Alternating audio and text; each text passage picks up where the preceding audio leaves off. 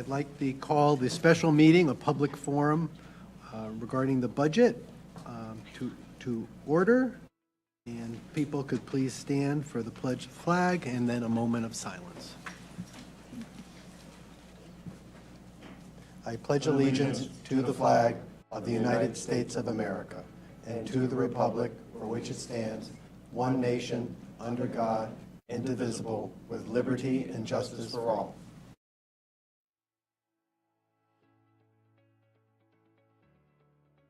Please be seated.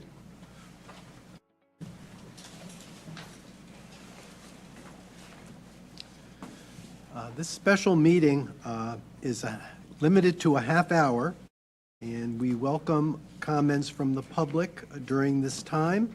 And I'll have Alexis read her script for everyone. Good evening. This is Alexis Shack from the Superintendent's Office. If there is anyone from the public who would like to address the board, you may do so in two different ways. If you are using the Zoom application on your mobile device or computer, you may enter your comments into the Q&A feature located at the bottom of the Zoom menu bar. Or you may raise your hand on your computer if your device has a microphone by selecting the participants icon on the Zoom menu bar and then clicking raise hand, or by dialing *9 on your phone. You will be given 5 minutes to speak. Please state your name and address. When you are called on, you will be promoted to panelist. After you make your comments, you will return to attendee status. For clear communication, we ask that you do not place the call on speakerphone. No comments can be made against the employees of the school district or children outside of your own. Thank you very much. I'll first look around the room. That doesn't look like there would be somebody, but is there anybody in the boardroom who'd like to address the board? If someone's walking oh, that's just Danielle. Not seeing any. Is there anybody online or on the phone? I do have someone with their hand raised. Okay.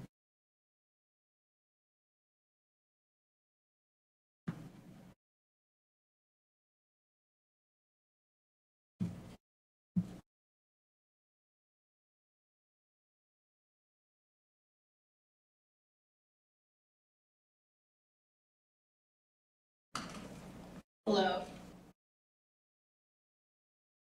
You are now unmuted.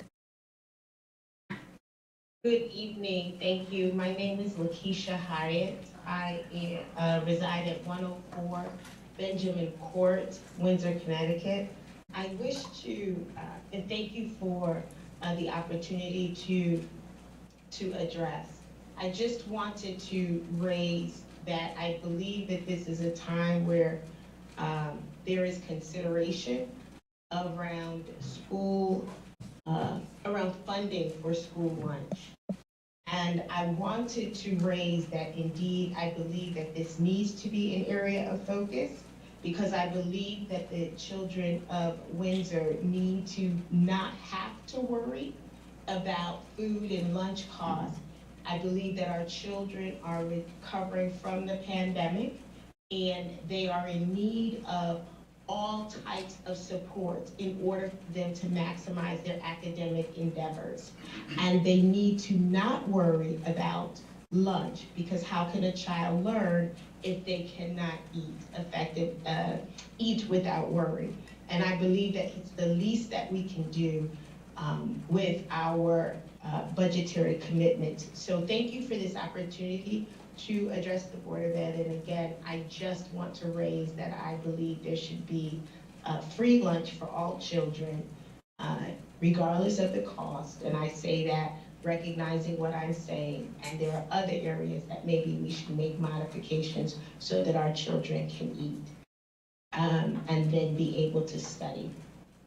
Thank you for this opportunity to address. Have a great night. Thank you very much.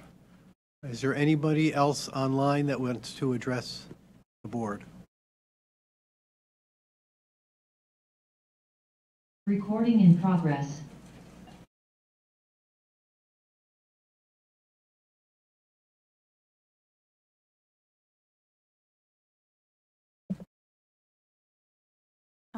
Mr. President, there are no more attendees.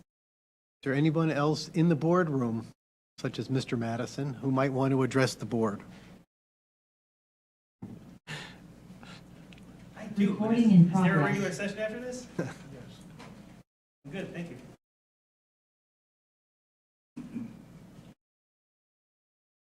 Hearing that there's no other motion in order to adjourn, Yes. I move to adjourn. Seconded. Any discussion? All those in favor say aye. Aye. Opposed, nay. Abstentions? Motion carries either 8-0 or 7-0. I don't, do you know if Jeremy has the ability to? Did Jeremy type a vote in by any chance? 7-0. Have the vote as, Just listening in. the vote is 7-0. Yep.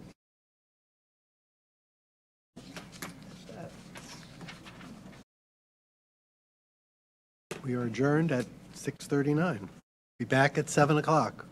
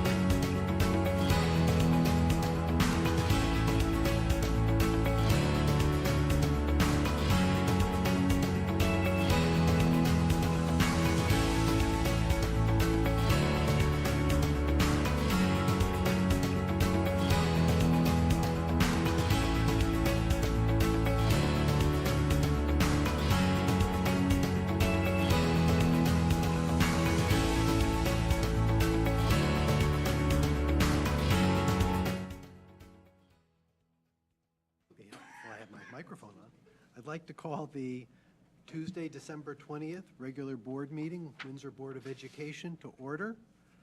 First order of business is a pledge of allegiance and a moment of silence. Please stand.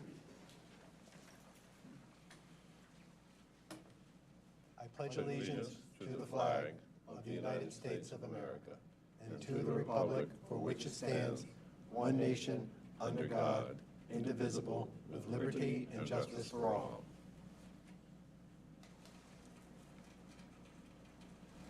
Please be seated. Next item on the agenda is recognitions and acknowledgements, and I don't see anything listed. Is there anything, Dr. Hill? Next item is audience to visitor. Ms. Schacht? Good evening. This is Alexis Schack from the Superintendent's Office. If there is anyone from the public who would like to address the board, you may do so in two different ways. If you are using the Zoom application on your mobile device or computer, you may enter your comments into the Q&A feature located at the bottom of the Zoom menu bar. Or you may raise your hand on your computer if your device has a microphone by selecting the participant's icon on the Zoom menu bar and then clicking raise hand, or by dialing *9 on your phone.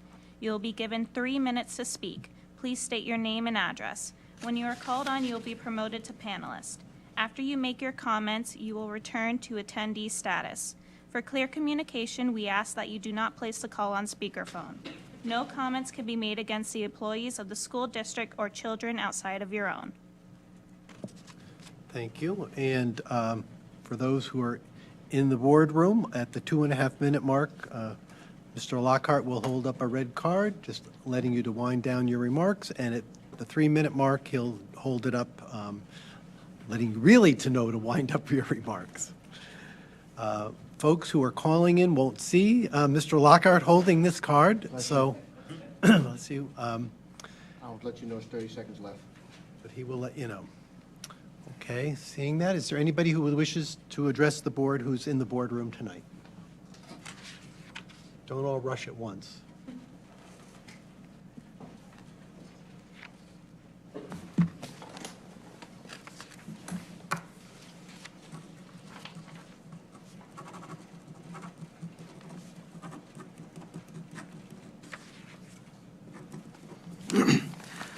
James Madison from Fitzmaurice Circle. Back in April, somebody addressed the 57 bus and the fact that it was assigned to middle schoolers. So I decided to read the book because I thought it was interesting, because I am fascinated by the culture war. As most people know, I'm a Republican, and for 15 years I was a Democrat, and part of the reason I'm back on the right is because I fear some of the things that are going on with regard to identity politics. But it's interesting, I have to say, this book doesn't scare me. This is actually an outstanding book. First of all, it's extremely good journalism. The author provides her method in the beginning and at the end, and it's very factual. It also has outstanding character development. And one of the characters is a trans girl, biological male, and the other one is a poor inner-city black male, who actually I think is the more interesting character, because he gets basically railroaded into jail in an unjust manner, which I think is actually due to society's reaction to the fact that the burn victim in this case was trans. And plot spoiler, the kids are being stupid, as young males will be, including myself. I once got the fire department called on me and my friends. Long story. But the incident turned very tragic, but it wasn't malicious in my mind. And if you read the facts of the book, you might find the same thing. But what's interesting is that society reacted so heavily to the fact that the burn victim was trans that no one listened to the kids, in this case a low-income black youth, who ended up unjustly long in prison and treated horribly. So it's actually a really, really good book. It is not LGBTQ propaganda, as some might say. There's nothing sexual in it. Back in April, somebody mentioned some swears. That was stated from the comments, not the book itself. In the book, there's 2 sections where there's some swearing. It's minor vulgarity. It's non-sexual in nature. So the character development's really fantastic. The trans teenager you get to see into her life, and the young, poor kid who gets basically screwed by the system, is also a very interesting character. But it's phenomenal journalism. Doesn't scare me. I am keeping an eye on the books that are currently being debated about in Dearborn, Michigan. There's 6 of them, if you've heard about that incident. So I am very interested in the books that the kids read and how it has certain aspects of culture, modern interpretation thereof in it. But I'm not worried about this book. I'd love it if my son wanted to read this, my middle schooler. I do agree it shouldn't be assigned. too heavy. If it's mandatory, ouch, right? But then Ms. Jorgensen told me that it wasn't mandatory. Kids had other options. And then I also saw the book list that Ms. Jorgensen sent out today for the 8th graders, and none of the books that are in dispute in Dearborn, Michigan are on it. So that's also interesting to observe. So just some thoughts on the whole situation. Thanks. Thank you. Anyone else in the boardroom would like to address the board? Not seeing anyone. Anybody online? Mr. President, there are no individuals with their hands raised, and there are no questions in the Q&A feature. Not seeing anybody wishing to talk to us tonight. Without objection, I'll close audience to visitor.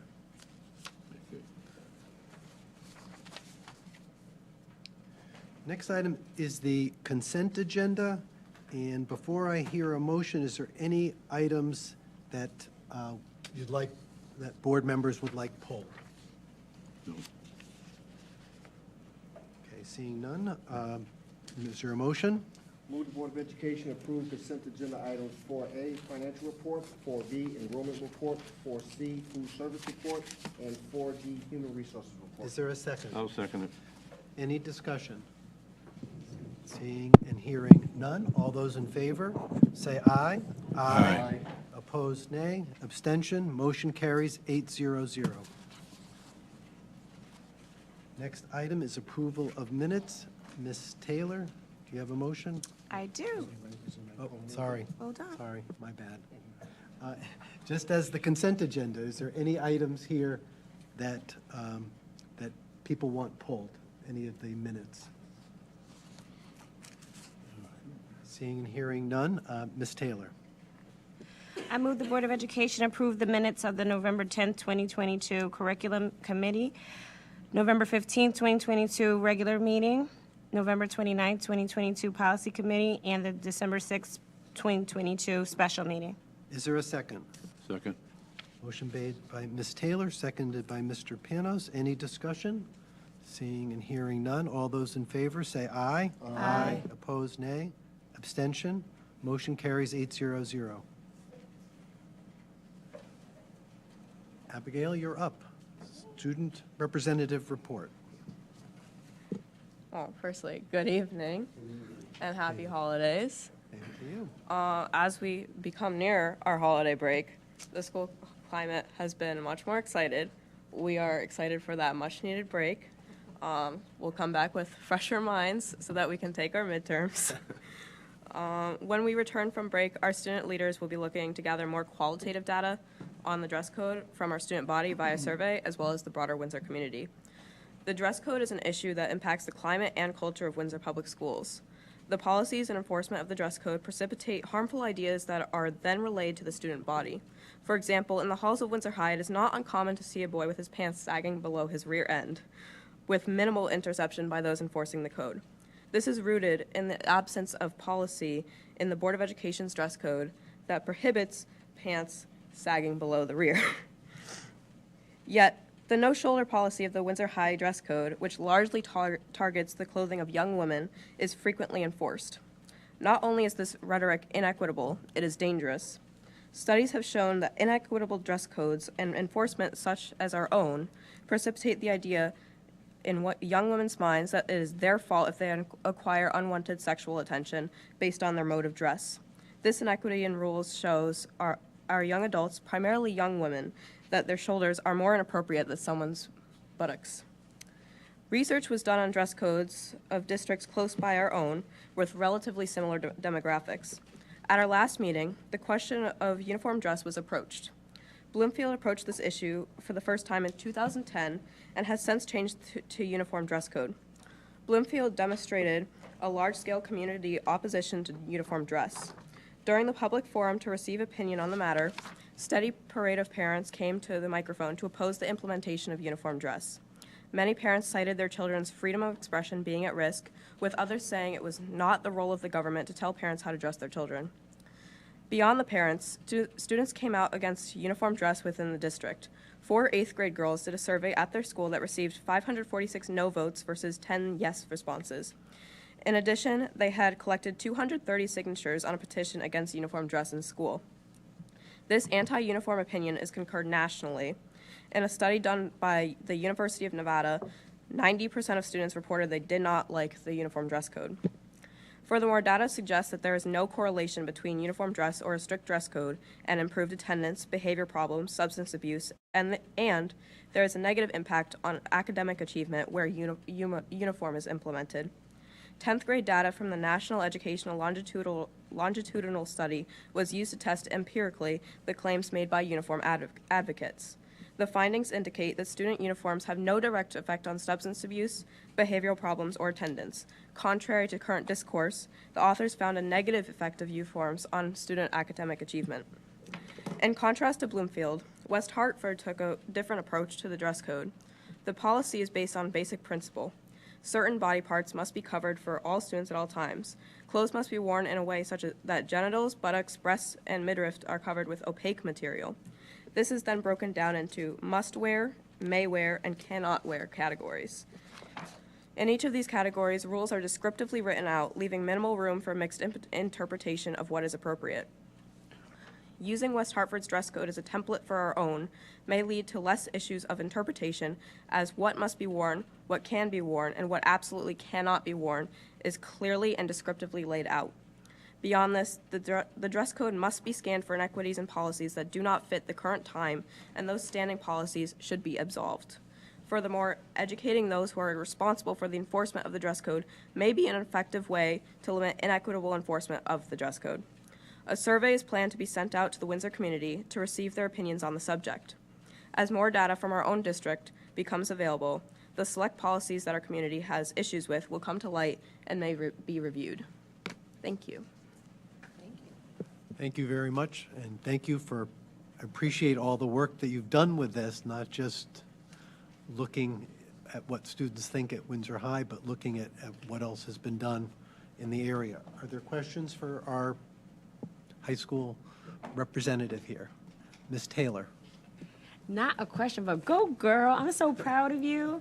Way to go. Way to take the feedback and come back with receipts. I appreciate that information. It makes me want to go out and shoot at a policy, but I can't do it on my own.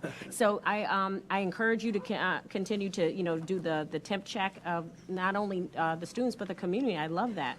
So I just want to encourage you to keep doing what you're doing. Way to go, and way to have an impact on, and in such a broad way. You're a senior and you're pushing this thing that won't have anything to do with you once you graduate. I think it's admirable. Good for you. Any other questions for our representative? Seeing and hearing none, thank you so much. Next item is the President's report. First of all, it's so nice to see everyone and so many people dressed up in holiday attire as we conclude our meetings, board meetings for 2022. I want to thank all of our staff in Windsor Public Schools, with a special thank you to Sally, Robin, and Alexis for all the work they do for helping us as board members. They make our job so much easier. I've been able to get to a couple of events recently. I went to a boys basketball game at Windsor High School, saw Dr. Hill there, and also enjoyed a great choral concert with a number of members of the board who were in attendance as well. And unfortunately, I was not able to get to the band or the orchestra shows or a lot of other activities. It is such a busy time of year. The next major task this board will be doing is looking at the budget and being led by my Vice President and Finance Chair, Mr. Lockhart. It's one of the major things that boards of education do is to vote on a budget, to establish a budget. In 2023, we'll continue to work on improving student achievement, but again, still with an emphasis on social emotional learning. Just as the issues of having kids healthy, mentally, physically, well-fed are important issues, so that we can get to ultimately, which we want, is students being able to achieve as high as they possibly can. And while there's much joy and happiness in the air, remember there are often sufferings underneath the surface. And also please check in with families and friends. This can be a great time of year and also can be a very difficult time of year. But I do hope everybody here enjoys the break that we have. I know Abigail will, especially before having to go to finals. That is my report. Is there any questions? Seeing and hearing none. The next item is policy adoption. Is there a motion? Move the Board of Education approve policy 3542.22, Code of Conduct Govern Procurement under a federal reward. Policy 3542.43, meal charging policy. Policy 4116.3, prohibition of alcohol and drug usage. Policy 5113, student attendance, truancy, and chronic absenteeism. Policy 5141.21, administration of student medications in the schools. Policy 6142.1, curricular exemptions. Policy 6146.11, weighted grading and calculation of grade point averages.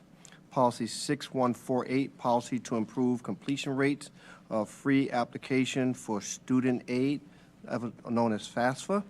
Policy 6172.2, policy addressing enrollment in an advanced course or program in challenging curriculum. Policy 6172.6, credit for online courses.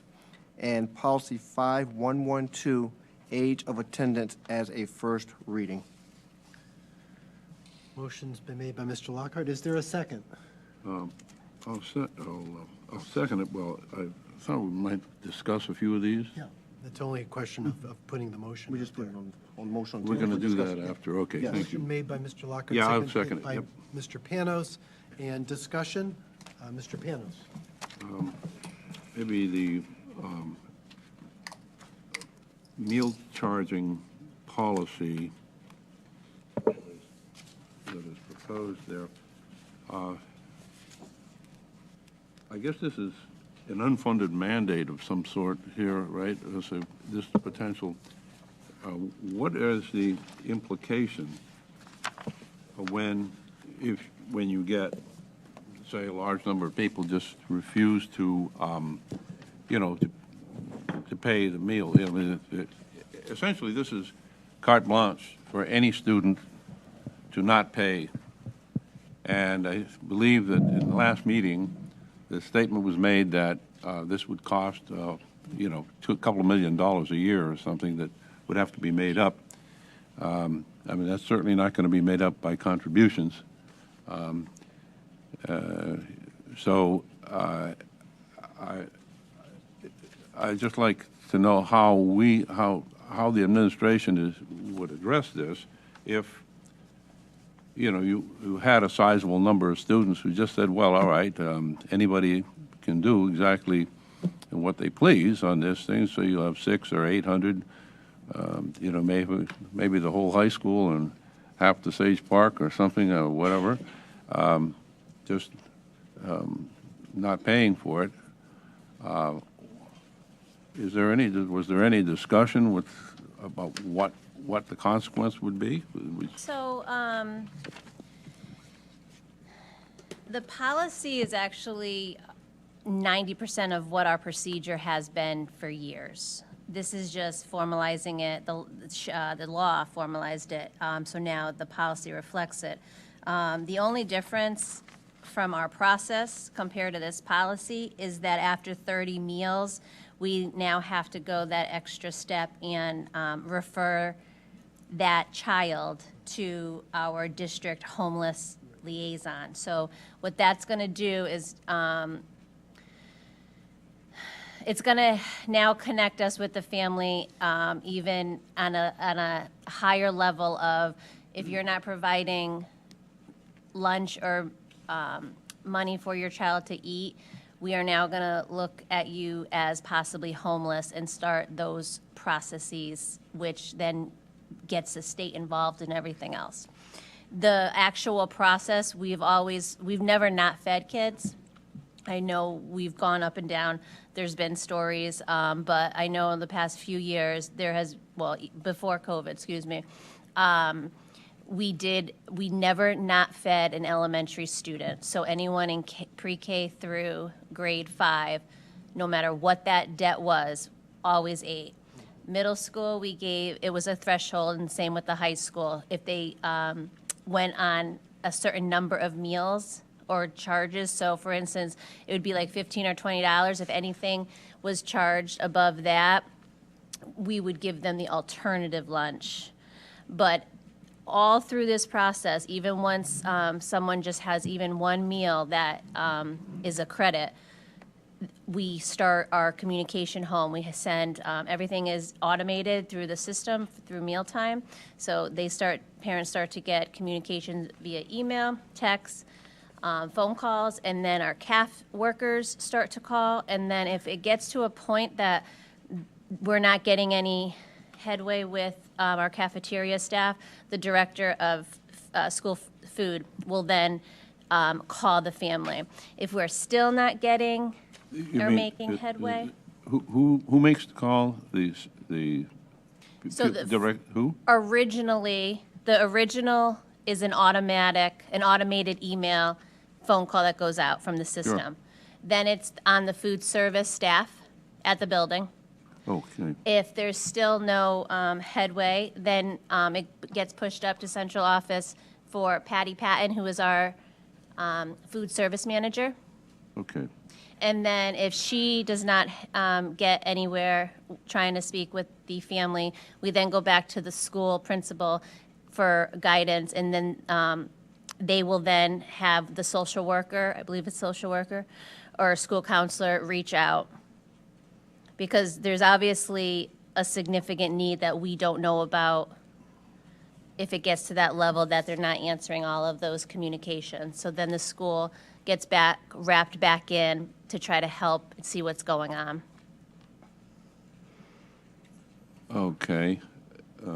We've always had debt. Right, I guess. You guys, So it just- So simply asking for it is enough pressure that people who can afford it actually eventually pay it.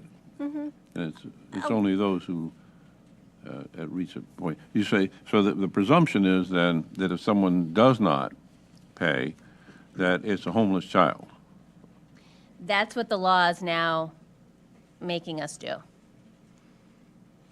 But through all of the processes of calling and reaching out, that's when we will get the schools involved, school social worker, even in Christina Morales' Office of Family and Community Partnership, will start reaching out, going to the home. What do you need? Is it a language barrier? Is it truly a financial issue? Can we fill out the forms together to try to get the free and reduced application filled out to see if you actually do qualify?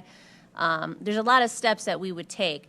If none of those actually work and they actually get denied, they're not at the threshold of the free and reduced rate, then that's, unfortunately, now we have to go the route of considering them homeless. Well,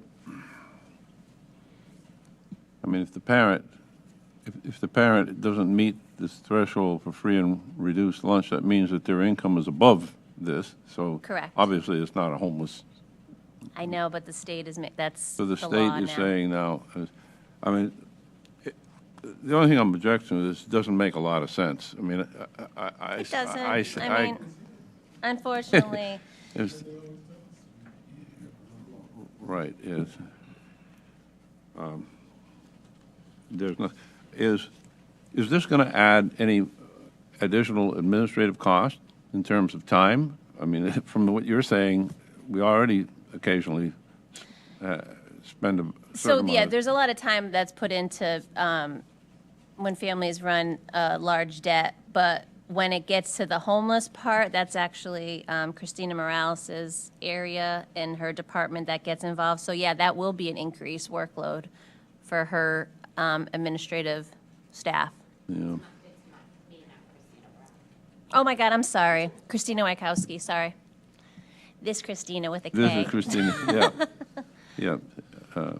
Well, it's just that, this is one of those things that we probably should see if there's any increase or get an idea of how much time there is, just from the point of view of going to the legislature and asking them, you know, what do we do? You know, this is unfunded mandates, you know, but this one is really, you know, it simply doesn't make much sense the way it is, but it kind of muddles around, and eventually it reduces. It'd be interesting sometime, maybe at the end of the year, just to get some sort of summary about how many really ended up going through this process, just to get, so the board has an idea of what to do, you know, when it goes and addresses the legislature.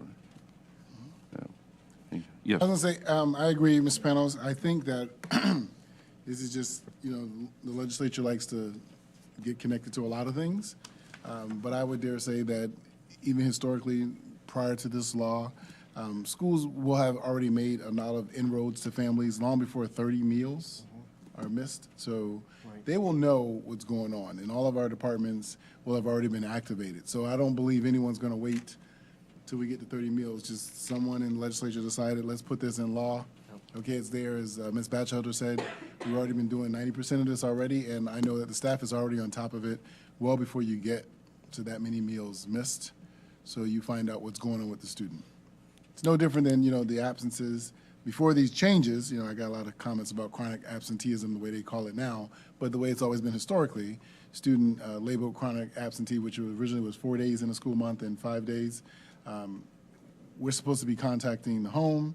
If we get nothing from the family, you know, that's a DCF call for potential neglect.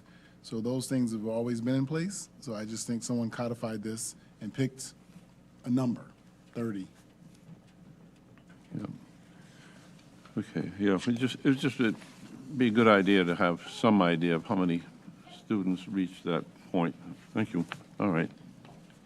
And I think it's, the good thing about starting to monitor this is we've had free meals to this point, till just a week ago. So we're looking at a period of time, for all intents and purposes, just about from January till the end of the year.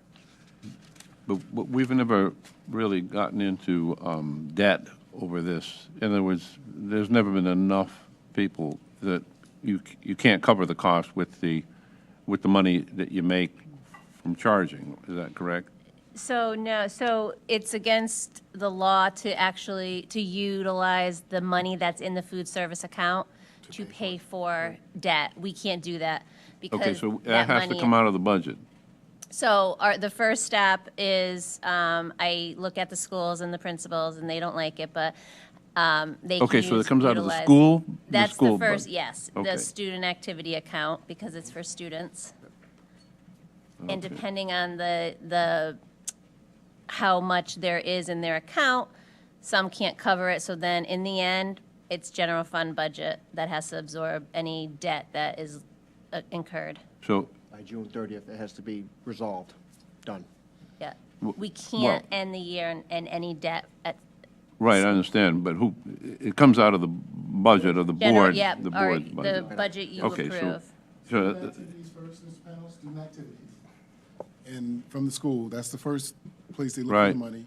Then our budget. in our budget, okay. Okay, so it's something that we ought to be have an idea, just, you know, it's a few $1,000s, okay, fine, but if this thing grows. Thank you. Anybody else? Didn't know if anybody wanted to comment on do you want to comment on the age of the 5-year-old? Oh, sure. Well, here, could we look at the FAFSA thing here for a second? Let's see. What, on the FAFSA one, which is, the idea is that the law says that we have to improve our FAFSA rate, the rate of you know, for our students, that is to say, free application for or whatever, you know, applying for aid and all that sort of thing, going to college, right? Yep. Now, we already have resources that we commit to this process, as, you know, through the school advisors, right? And so what would be different between what this law well, let me first start by saying that, again, the wording of this law doesn't make a lot of sense because it says that FAFSA, the rate of FAFSA should, how can we improve it? It just says, whatever it is, you have to improve it. You have to have some system in here to improve it. Well, you may have a district like, I don't know, Farmington, something where you don't need any improvement, or something, or, Darien, for goodness sakes, some of these places. Windsor. No, I'm just talking about the resources for we definitely need, people can use help in setting up FAFSA, So, but we already have resources that we commit through the advisors and in VPs but even more. Can you explain what we have right now and what we have, what is different about it? What requirement would be any different than what we do? That's the question. So I think with this new policy, it's more of formalizing the process. So we do have, a lot of processes in place. We have a lot of support, and like you mentioned, our counselors, our administrators at the high school. We had different events in terms of helping students complete the application, educating parents about the application, the process, and what it takes to complete the application. The process here is just formalizing it into our commitment to making sure that we're improving our number of completions. So our baseline is what we in Windsor do. So we're going to look at our completion rate from last year. No, I understand that. I'm just saying, is there anything fundamentally different than what are we being required in addition? I understand that we do not already do. What would you suggest that we do more than we already do? So the goal is always to get better. So keeping in place everything we do and adding maybe incentives for students to complete their application, adding a couple of extra application completion nights where parents and students can come out at night and get support from counselors or from other administrators at the high school to complete the application. Educating parents even more about the importance of completing the application, even if they think their student is not going to college yet or doesn't want to do that yet. Just more educating of the parents and the students and supporting students in completing the application. So we are doing a lot of things. I think it's just making sure that we do even more. Because it is a big thing for students. It can make a major decision in a student decision in order to go to college or not, if they get aid or not. So I think it's doing our part as a district to support kids in doing that. Yeah, could you help me? Trying to rationalize something that can't be rationalized here. I'm with you again. We're doing everything we can do. Again, now the legislature has made something sound even more formal. I think I mentioned in our meeting that, for instance, I had to be reminded to fill the FAFSA out for my two older daughters. I know I wasn't going to get $1. I'm not going to get anything. I'm not going to get any money for the one that's in They're school going to now. find out how much money you make and take it. But I don't know about that, but, so I'm going to have to fill it out, and it's, the way it's explained, even when I was a trustee, it's a benefit to the college. So Right. I fill it out, and, they'll take care of the students that are going to get aid, but it's not going to help me. So just getting, it's documentation for the college. I don't know if Ms. Clays knows even more, but that's what it's for. But they want more folks to fill it out because it helps the college. That's how it was explained to me. So I just make sure I fill it out every year I had for my older ones, and I'll do it for my younger one, even though I know I'm not going to get anything. Well, if this amounts to more staff work, I think it would be a good idea to have an idea of how much more you think we will do, as a consequence of this. No, it's not. I doubt we're going to do They much. just, basically, you look at the AR portion, right? Yeah. They just name, as Dr. Haiti said, maybe there's some more incentives. I'm imagining the counseling department will probably start pushing this sooner in the school year. it'll just be, just bringing more attention to it. There's really not much. There's really not much in Because the you way. can't make anyone do it. So the people who are going to do it are going to do it. Right. Yeah. That's it. Thank you.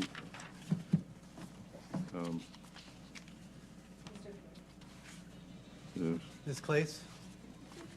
I better check my phone, too. I think it's on. I was just going to say that most of the policies that we're talking about are either revised or new as a result of the change in law. And so we have to be compliant, and most of the ones that are new, we already are compliant with. They're procedure that we're doing already, but we're just codifying it in policy. So that kind of my read, the policy committee meeting kind of structure around talking about it all. Thank you. Thank you. Mr. Panos? Yeah, could you take a brief look at the Addressing Enrollment in Advanced Course, the program and challenging curriculum?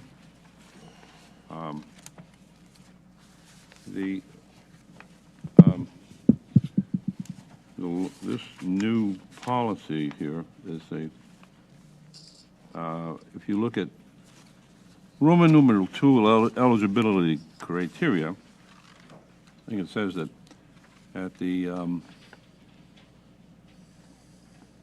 last bullet point of that says the district administration may, in its discretion, identify and publicize additional criteria including but not limited to student or parent request. Any such criteria shall be established prior to the commencement. That's just one area that's a little unclear. You know, is it doesn't give any guidance what they're saying. It just simply says, well, whatever the administration wants to put in as a criterion. The other thing is, if you know, without even giving any guidance what they mean, I suppose you could mean anything. So it would just simply be up to the administration, regardless of policy.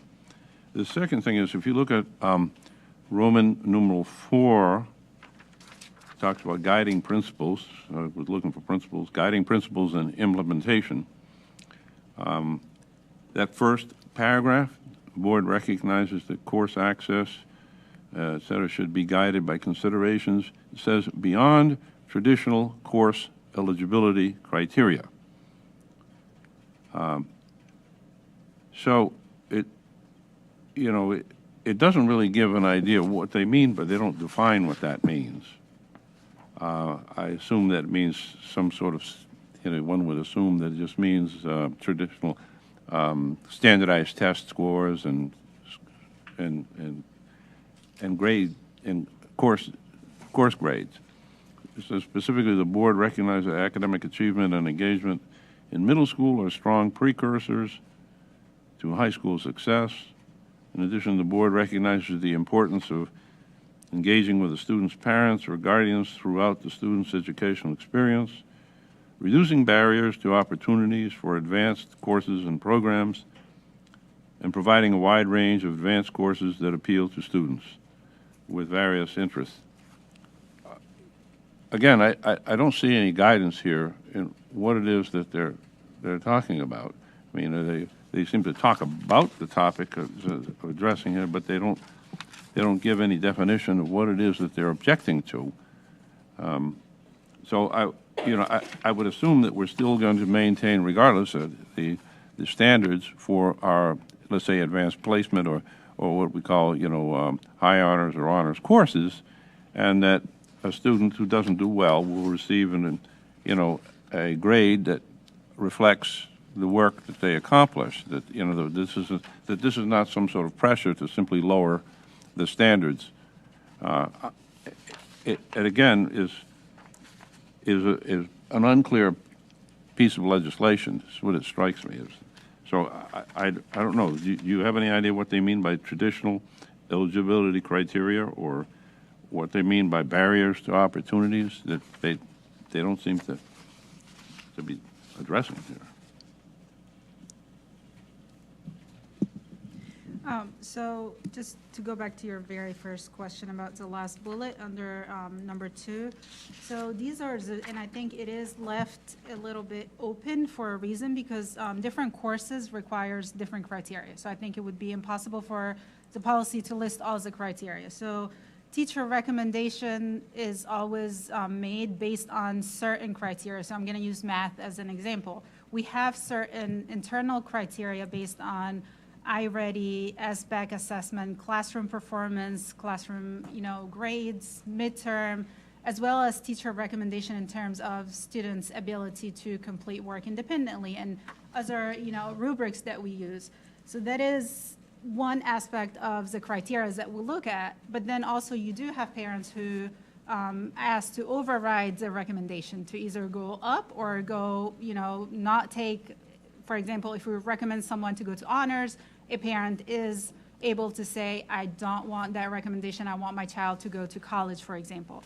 So the criteria is really up to, so every department has a list of criteria on which we use to determine eligibility into different courses. There's also prerequisites. So in order to get to some of the advanced courses, you have to have certain prerequisites. So that is also in there. The traditional eligibility criteria is just your traditional pathway. So you take Algebra 1, you take Geometry, you take Algebra 2, that's your traditional pathway. If you meet certain criteria beyond the traditional pathway, then you're put on a different pathway or you're eligible to take, for example, AP Calculus versus Pre-Cal or, things like that. So like I said, this is intentional this way because every subject and every course requires different set of criteria as well as different prerequisites. Well, I'm trying to figure out what is new. I understand that what you're describing is what we do right now. Yes. Okay, I have no question with that. What do they want? So, I almost sound like a broken record, but you can mark all these agreements all night long. There's nothing new. We're already doing this. And I believe the thrust of this change from the legislature is the prevention of excluding students from taking challenging courses. Because in some places, kids get locked into a track, right? If you've seen them mention 8th and 9th grade, but they get locked into a track, who knows? Maybe the student didn't have the maturity at the time when they were taking their classes.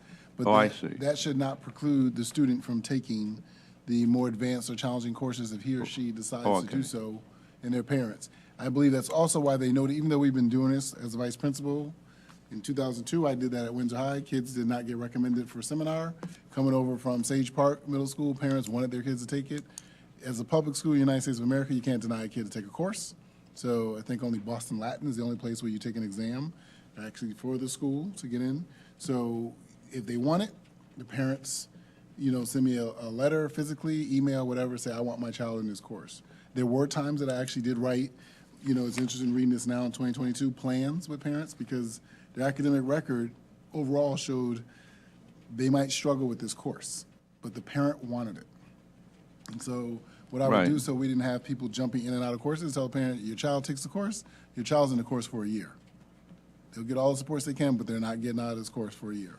Because we've told you it doesn't look like, and you're going against all the professionals' recommendations, and so those were plans that we wrote, but there was nothing that we advertised formally, and it wasn't a lot of parents that actually asked to do that. Right.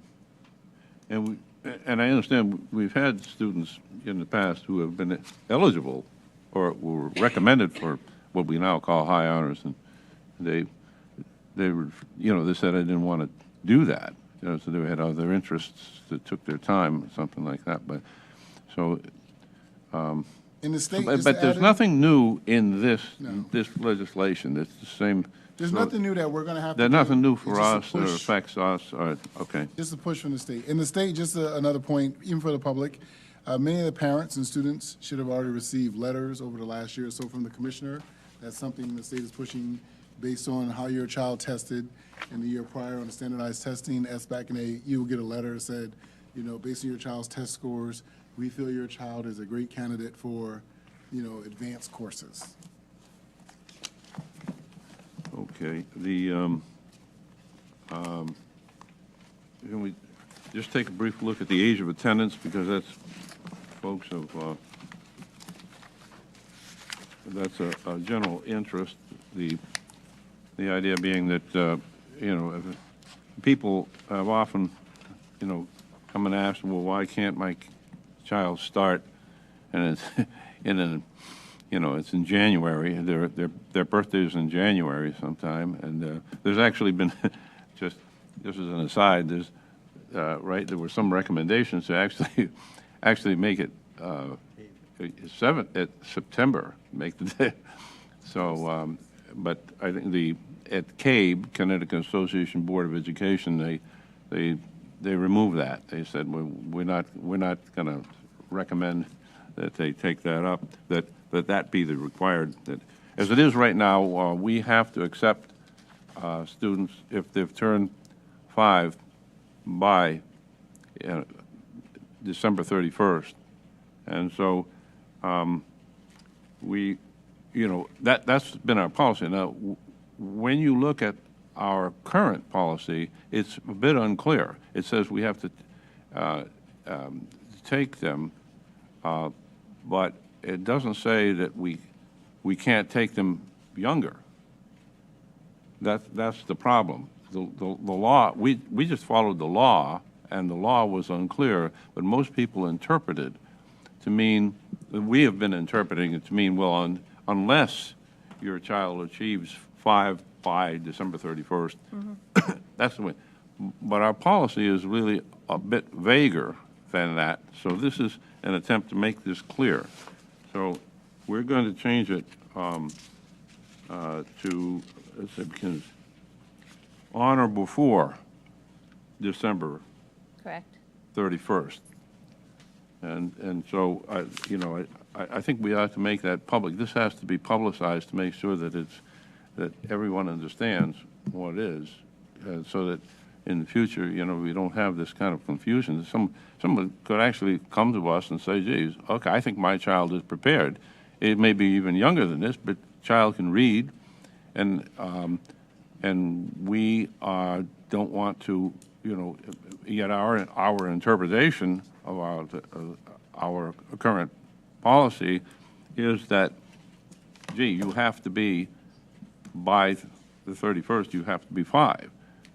And a person could legitimately say, well, why don't you take my child? Okay, he's born in February, so what? But they can read, And so this is going to clarify it, right? So, I don't know, does anybody else? We're going to make this similar to this. As it is, children entering kindergarten must be 5 years of age on or before December 31st. I think that makes it very clear. So I just wanted to bring that out because people have asked about it. Do you have any questions, any comments about it? Any further discussion about this or any of the other? Yeah, I think the practice has been in Windsor of what the policy will now state if we vote on this to support that. It doesn't change anything, but it makes it clear for any parent if they wanted to know about it, or parents can be notified, as you said, that it's very explicit now.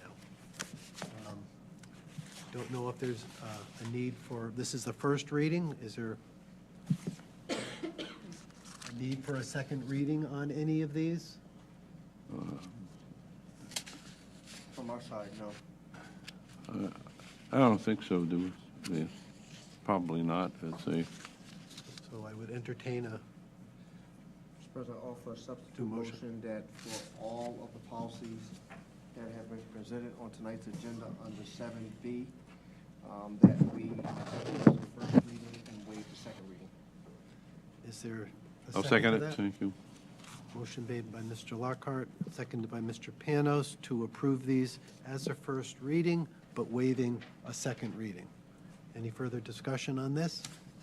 Seeing and hearing none, all those in favor, say aye. Aye. Opposed, nay. Abstention, motion carries 8-0-0. Next item is school liaison report, starting with Windsor High School. Ms. Taylor, and then Mr. Wollaston.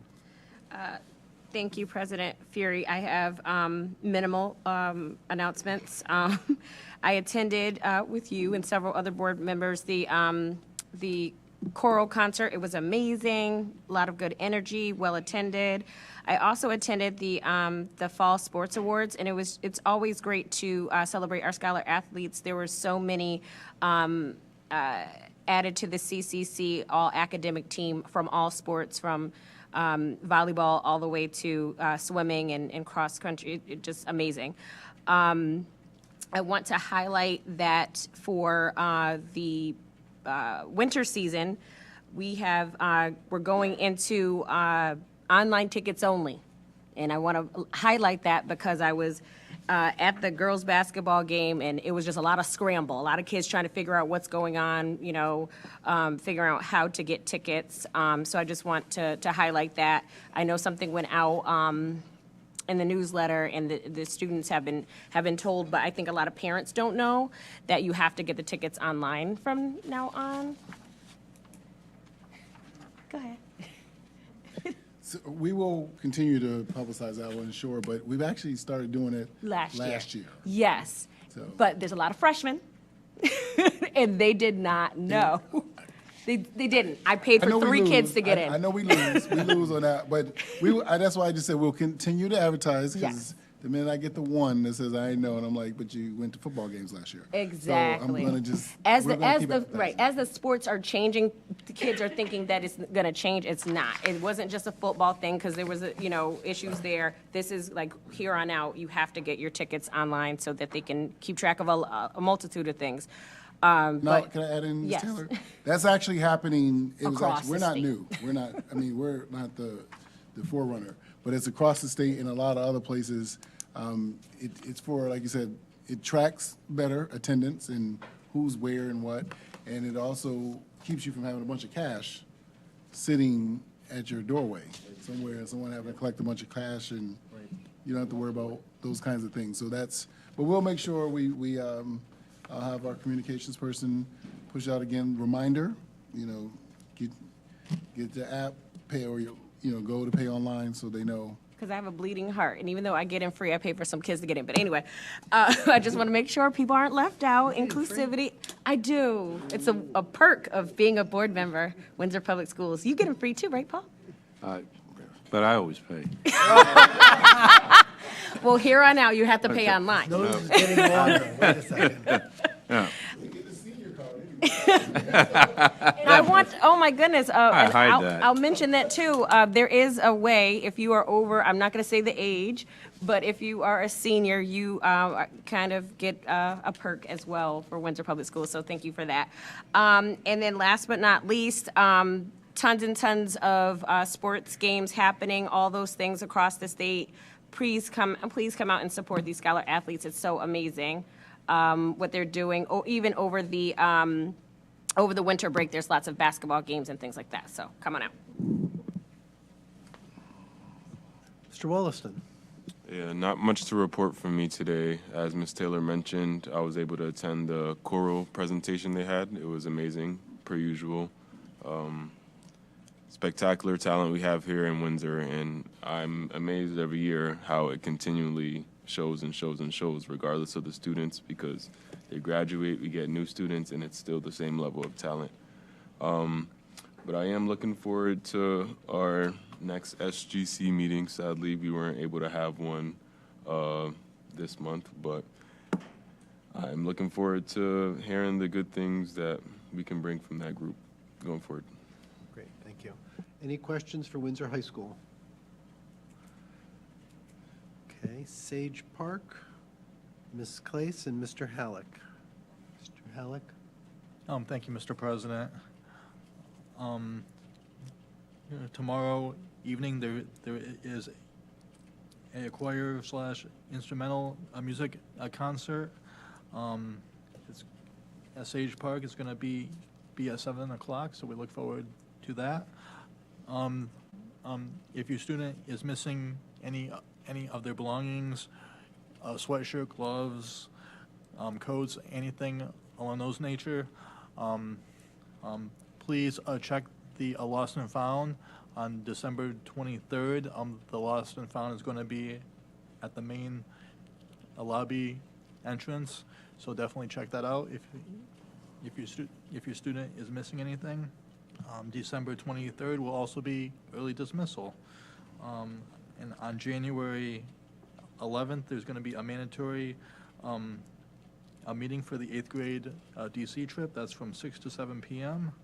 And just a reminder that, as I'm sure everyone's aware, December 26th through January 2nd is our winter break. And that's all I have to report. Thank you. Thank you. Ms. Claes?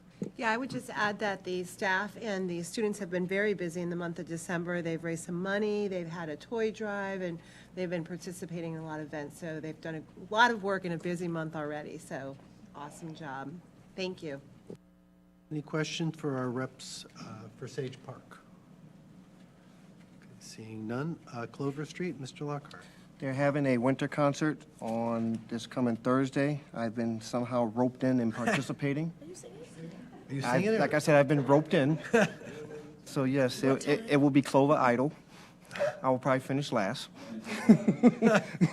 But yes, I'm not Hopefully it's telling the recorded. time. Hopefully it's not. What time is it? But I believe it's 2:30 if I'm not mistaken.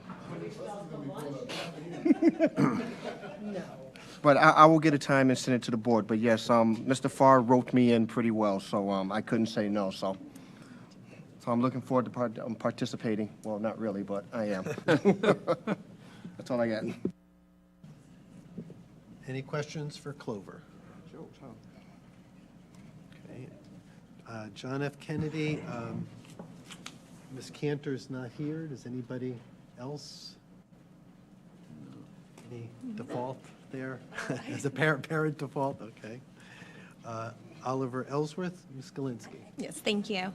I just want to give a quick update on the parent-teacher conferences. They were held the first week of December, and they had an over 80% participation rate, which was really good, and some classes actually reached 100%. So very nice seeing that parents are getting involved with their students even at a very young age. Watchdogs has officially started as of last night, and they had over 40 dads there, which is awesome. And it's so funny because my husband went, and they get in line for this group picture, and it's like a police lineup because there's no females there to help lead them and to be like, Good one. no joke. I demand. Yes, and so they're Please cut told off to her line mic. up. So they literally all line up in a line. And I'm just like, no, because males did what they were Supposed to be told. dads. Absolutely hysterical. So the picture was actually posted as of last night, I believe. And it's like a panoramic view, but you can't really see anybody. It was very entertaining. But it was great to see that there was such a great turnout, and they attempted a picture. So I don't know. I'll see if I can help with that one next time. They also have Spirit Week this week. The kids love it. I mean, I'm a parent. I think it's absolutely fantastic to do it. Kind of like Clover, the OE does have a holiday sing-along on December 22nd, which is Thursday. Due to capacity restrictions, they actually break it down into two kind of concerts, but all are welcome to attend. If anyone is actually listening, I don't know if there's anyone online or not, but parents can go. I know this is kind of new since COVID, but you're actually able to go. Check out the OE newsletter. It starts at 10 and 2. Just figure out what time your kids are going to be on.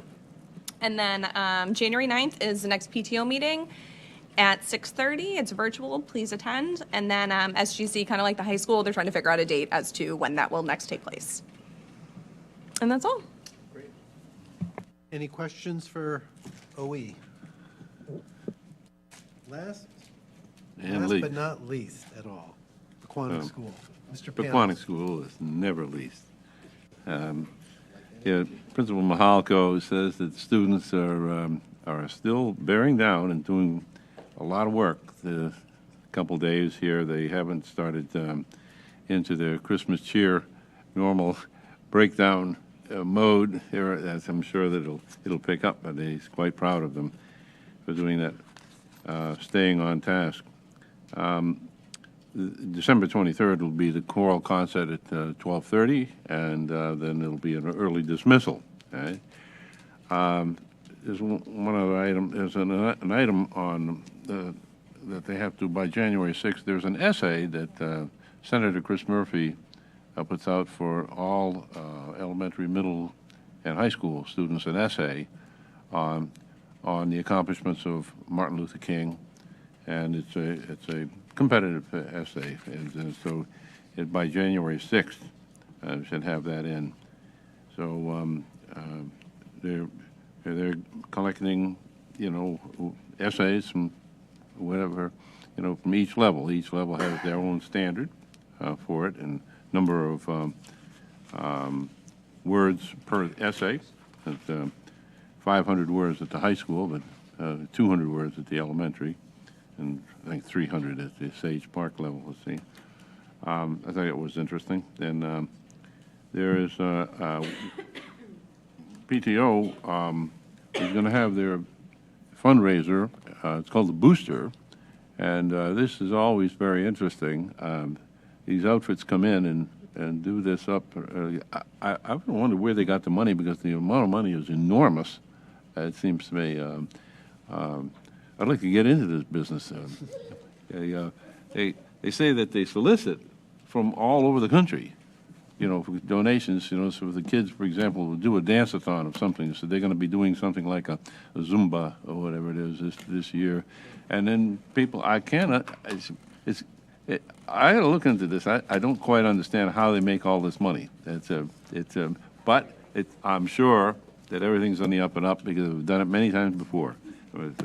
So anyway, that's that. I can say early release here at 1:30 on Friday. So everything is fine at Pequannock. Thank you. Any questions regarding Pequannock? Next item on the agenda is item 7D, a discussion on adding an agenda item to the January Curriculum Committee meeting. Is there a motion? Move to add an agenda item to the upcoming January 6, 2023 Curriculum Committee, January 26, 2023 Curriculum Committee meeting regarding adequacy of teaching of logical thought to ELA or social study courses, or as a separate course. Is there a second? I'll second it. Motion made by Mr. Lockhart, seconded by Mr. Panos, and discussion. Mr. Panos. Do you want me to do the background, or just let Mr. Panos go get right into it? Why don't you do the background, and then we'll refer to Mr. Panos. This item was placed on the agenda at the request of Mr. Panos with support from Mr. Fury, Mr. Lockhart, Mr. Halleck, and Ms. Cantor. Discussion of adding an agenda item to the upcoming meeting, Curriculum Committee, as a separate course. The purpose of the item is the formal teaching and understanding of deductive logical fallacies and inductive logical fallacies, as well as being inferential logic, is essential for critical thinking. One of the board goals is for students to graduate with an ability to be able to engage in critical and logical thought. Logic is an art of non-contradictory thought. It is necessary for students to be adept at spotting fallacies in their own thinking as well as that of others in order to be able to think clearly about almost any topic. Therefore, the board should know how much logic is currently taught and how much ought to be taught, and to assure that the students are adept to avoiding logical errors. Further discussion. Mr. Panos?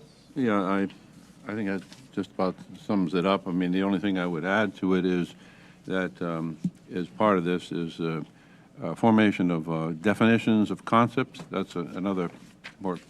Typically, this is the sort of thing that is taken as in the philosophy department at typical courses at typical universities. I'm not asking that we, should go into syllogistic, formal syllogisms and that sort of thing, or certainly not symbolic logic or modern symbolic logic or anything of that nature. But the idea of avoiding a deductive especially deductive, I mean, that should be a gimme. Those things are fairly easy. They're fairly well known. It's just that you do need formal training in this sort of thing, and you need a lot of specific examples, especially at the high school level. It's the sort of thing that is very useful in social studies issues, whether it's historical or whether it's current events or anything like that. I understand that when it comes to rhetoric, obviously this sort of thing is rhetoric, though has it as part. You have to know something about it in rhetoric, but the purpose of rhetoric is to be clear, in other words, to be effective. Well, sometimes to be effective, it's a different emphasis, and so it's not enough. The purpose here is to make sure that students and people can engage in clear thinking to essentially avoid falling into logical fallacy. Appeal to one's own emotions, appeal to the emotions of others, appealing to the respect for what's it called, for expertise. All of these things which are not a basis for making a decision. The common ones, red herring arguments and straw man arguments, and these things are bound. You hear them frequently, almost on a daily basis. You read the news. So the students need, as they go through high school, especially and beyond, I think it's extremely important that they get to understand what it is, and it doesn't mean that a conclusion, obviously, that you have, that someone comes to a conclusion is incorrect. It just means that if you base your opinion on a fallacy, on a formal fallacy, it's incorrect thinking, and you need to look for something else. So I think it's important for the curriculum committee to take this up and see how much, and I'd like to be curious to know how much is currently done in our, and it could be done in social studies and not necessarily So, Ms. English. Can we respond to you? Sure, go ahead. Right. I have Ms. Feynman here. To answer your first part of your question was, like, if it's taught at all, and if so, how much? And then sure. we can continue. Well, in, any further discussion beyond that. But let's hear what we have first, so people aren't, out there aren't operating off of, sure. Some fallacy. Happy to provide information. I have provided the board with some information about this before, but happy to do it again. And I think the proposed agenda item for the subcommittee is a little more detailed than what we've gotten into before.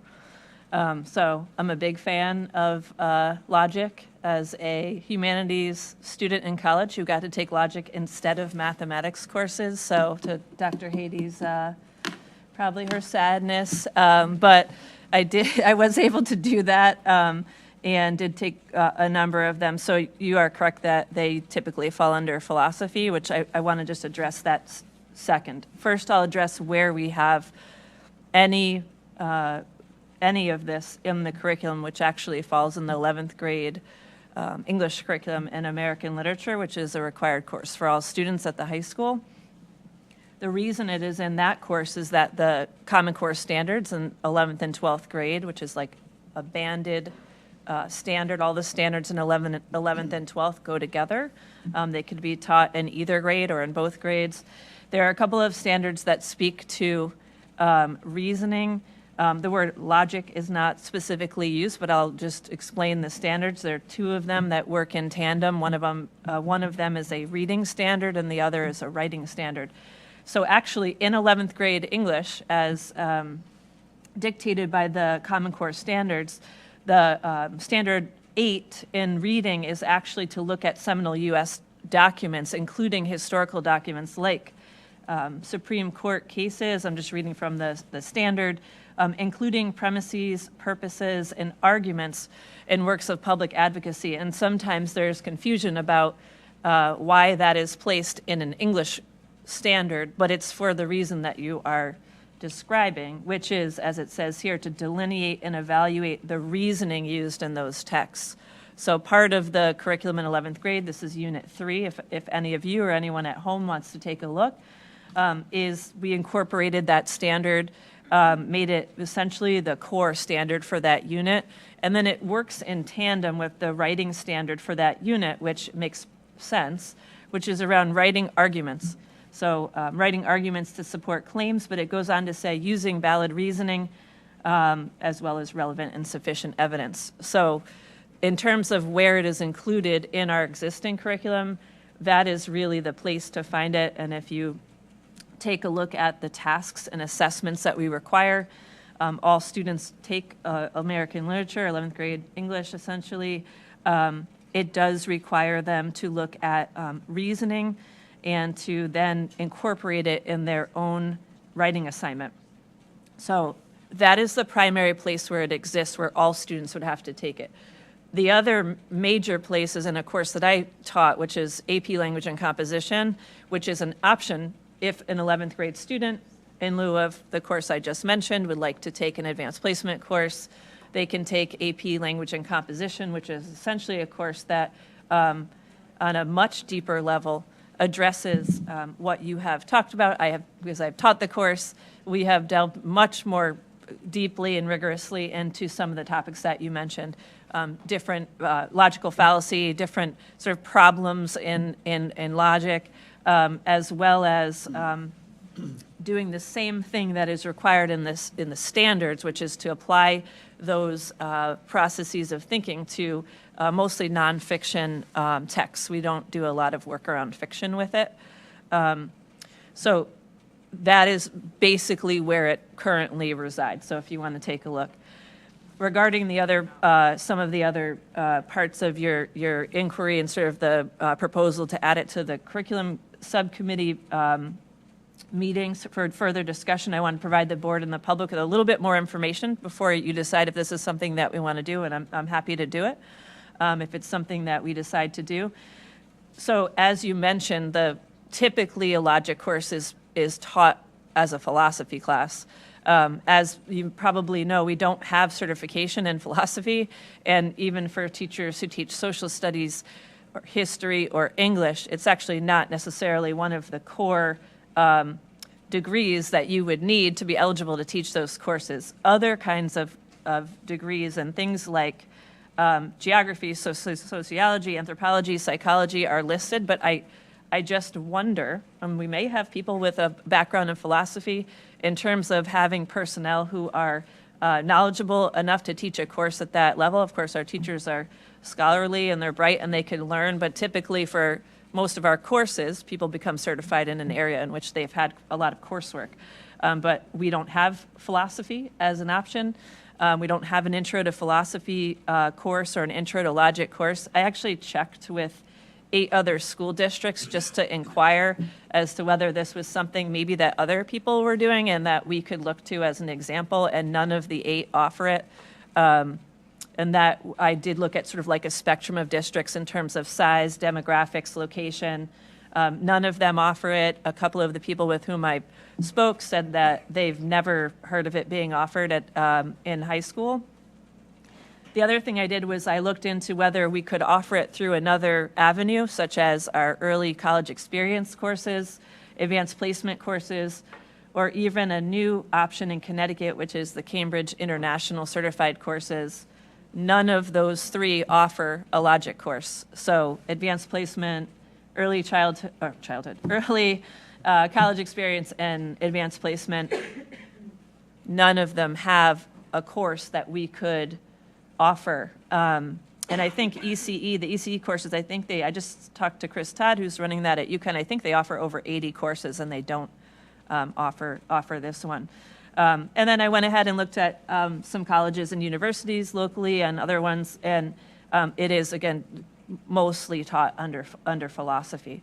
So I just wanted to be able to provide information that could help answer questions or contribute to some of the decision-making. I'm happy to answer any other questions. Ms. Claes? I recall on the last curriculum committee, we didn't have it for reading, it's not ready for reading, but you talked about the new structure of the social studies course. And to me, that felt very much like students would think about how they address many of these topics to go to create their little projects that they were doing throughout the year. Am I incorrect in that? No, I mean, I think there would be I think they would get into that to some degree, especially in U.S. history. running at the same time as this 11th grade English class or the AP Language and Comp, so it's all in the same year. There is a very close look at those foundational U.S. documents related to the Constitution, related to case law, Supreme Court law, and normally you would need to study that and look at it through a lens of logic in order to really understand it. As written so far, and it's in its very nascent phases, as I told the subcommittee, draft, pre-draft. I don't recall us having a specific task that is related to that. We could consider it. The other place where it would probably come up, and I'm not sure if it would be as explicitly done as it is in the English courses that I talked about, would be the AP Government course, where again you have to really think about and think critically about some of these things. But in terms of like the explicit teaching of this, it currently falls under the courses that I mentioned: American Literature, AP Language and Composition. Any other? It's also taught during 10th grade English classes. I remember in my sophomore year we had multiple units just learning logical fallacies and how they apply to past documents and how to write, avoiding using logical fallacies, but also using logical fallacies to make our argument more sound. So it is still implemented in other classes. There's a 10th grade standard that is similar, like in the same vein as this one. Which it's possible it would be brought in 10th grade because it is a 10th grade standard as well. This standard is really specific to American documents, which is why we wrap it into American literature rather than like 12th grade English, where we do more of a world literature kind of a approach. But it is possible that it could come up in 10th grade or even 9th grade because those standards are banded together. 9th and 10th are together, 11th and 12th are together. The really explicit intentional teaching around it is in 11th grade for sure. Thank you. But I'm happy to answer other questions. I tried to gather as much information as possible to give you what you might need. Well, That's been great. Mr. Panos? Yeah, I'd like to know to what extent it is. I know that a colleague of mine, his son, was a philosophy major and he moved to Singapore and set up, and in their school system, they begin the teaching of logic very young in the elementary as a consequence of this, and he's actually written textbooks, appropriate for the level. This is one of the highest performing school, systems in the world, and I just say that it can begin, in high school, early high school. I mean, if you get too young, I don't know how you can teach this because it's too abstract. But you give it by examples. You tell by example, faulty and generalizations and things like that. So I'm sure you do teach as part of English, like you mentioned. The question is just how much.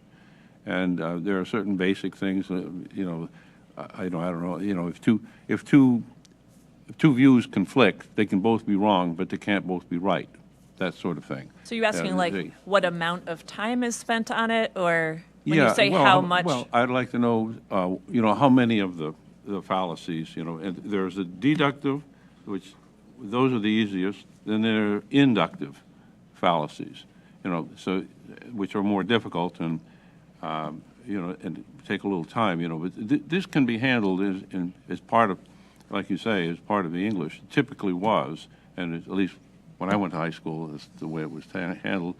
And it's extremely valuable, like I say, for understanding all sorts of arguments that are floating around today and daily discourse.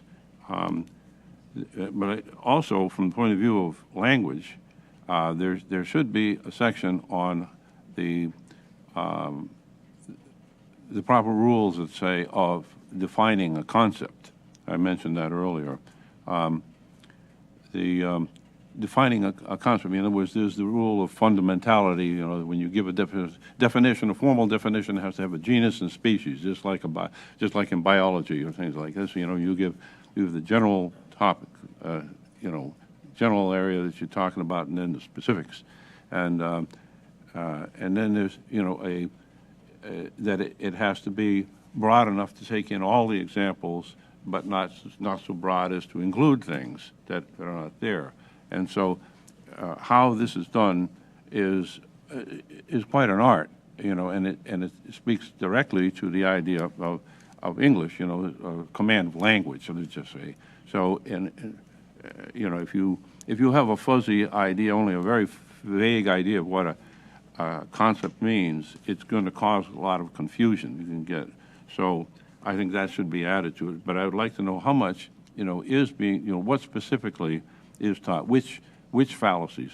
As for a course taught at a high school level, I don't know whether this is logic associated with math or computer science, but at Farmington High School, they list a logic course. So maybe you could look at that. I'd be happy to reach out to them. They weren't one may not of be the what I'm districts. talking about. Did you check that one? No, they were not one of the 8 districts that I contacted. Just in terms of how much, within the curriculum itself, we have not defined specific types of fallacies or so on that you're talking about. All I can say, according to what we have, is there are 5 units. 1 unit is dedicated to what I mentioned, so it's 1/5 of the curriculum. There's only 5 See my units? math skills? I think I got that from my logic class in college. Yeah, you can. 1/5 of the. They're also just talking about, if we do address the idea of extended definitions or operational definitions of things, the final assessment for the entire course, the culminating assessment is really asking students to define what it means to be American. That's the actual assessment. The students are asked to further investigate and study the many texts you have read in this unit, so bringing in multiple perspectives and sources, identify and analyze interconnected keywords, ideas, themes, etc., that explore the idea of what it means to be American. Consider all alternative and opposing perspectives, and so on and so forth. So obviously this is a culminating assessment, not only for the 5th unit, but the whole year. So presumably the teacher looking at the previous tasks would be setting this up through instruction that would obviously need to be tailored to students being able to do this. And it includes students going back to other texts and assignments that they've done and drafting this through multiple iterations before submission at the end of the course. So we do ask them to do that. I don't know if that speaks exactly to what an example of what you're asking, but. Well, I can just send you, I have logic books too, it's not a topic that changes much, since Aristotle wrote the book, but, I can just send my suggestions as to what fallacies should be well understood. I mean, it's straight out of logic textbooks.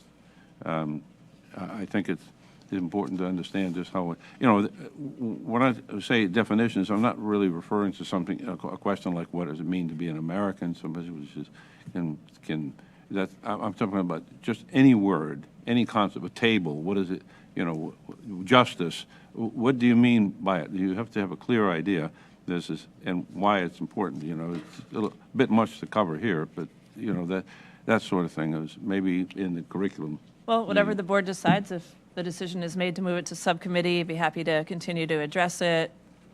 Just tried to give you any information you might need to make that decision, and you just let me know if that's something that you're going to bring forward so that we can be prepared and move forward from there. Sure. Any other discussion? Yeah, so I was in favor of the motion to bring forth on behalf of the executive committee because Mr. Panos did bring this up as a topic. I was under the impression that we would have some discussion and then flesh it out in the committee meeting. I believe Ms. Feynman has fleshed it out along with some support from the student rep. I'm of the belief my caucus is very content of what Ms. Feynman has presented to us at this point. So if there's anybody on the caucus want to add on to it, I believe that my caucus will probably be not in support of sending this to curriculum at this point, as she has already stated out exactly what's going on here in the meeting. So unless there's something additional that's needed, Mr. President, thank you for allowing everyone to have a say at it. I'm sure Mr. Panos may have a response to me, which I will be open to, considering that this was a motion. So I'm open to hear what he has to say. Well, Mr. Panos? well, all I would do is just make a motion that it be sent to and be considered, just take a vote.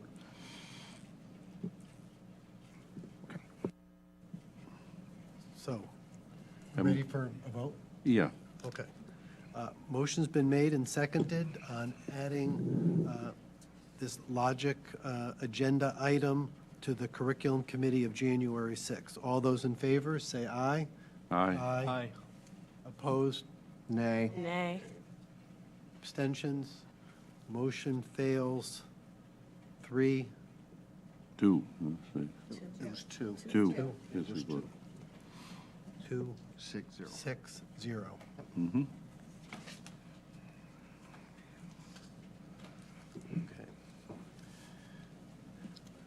Next item on the agenda is the superintendent's report. Thank you, Ms. Feynman. Thank you, President Fury. Before I get into the rest of my report, there were a couple other questions that I know Mr. Panos had raised, and I want to make sure those get addressed. Yep. First was the possibility of adding a CAD course to Sage Park curriculum. And with that question tied into it is actually how many current offerings are there in the CTE department, career and technical education, for folks who don't know that, at Sage Park. So I have Principal Jorgensen, and we also have our acting assistant superintendent, Dr. Haiti, to help answer that question. Let me get up. So I'm going to start with the CAD course. So we do offer part of our graphics design curriculum in 6th grade, a course called Tinker CAD. So this is an introduction to CAD in 3D design and helping students understand what it takes to create kind of an easier, kid-friendly 3D product, and then actually sending it to a 3D printer, whereas they can actually see a 3D product being printed out. So that is kind of the introduction of CAD. And then they go into 7th grade, whereas they do have an architecture design course, whereas they get introduced to the principles and idea of blueprint and of the principles of the CAD system that if they continue on that pathway at the high school, then they will get to work with the actual CAD software like SolidWorks or AutoCAD or the different softwares that is used at the high school. And Principal Jorgensen, if you want to add anything to that. I think you said it, so are there any questions, I guess? Are there any questions? And No, I guess you're covered. You do CAD. That's the question had come up first, and just to let the public know, it came up in an executive committee about the potential of CAD, and the question was, we know a lot more, I think, about the high school, CTE types of offerings. And I remember the day when my kids were at Sage Park, there was a program called TAP, and there was different offerings that you cycled through. And back then, when my kids, typing or keyboarding was actually, keyboarding, not typing, that's my generation, but there was a keyboarding course that was offered. So thank you very much for that. Thank you. See you later. Okay. I'd like to give a thank you to the Windsor Lions Club for hosting their annual party for our Sage Park Middle School students. Students in the Sage Park Leos traveled to Windsor Lots on December 7th to attend the annual party. They were treated to a dancing with a band, lunch, and ice cream. Santa and Mrs. Claus stopped by to visit with the students and distribute gifts.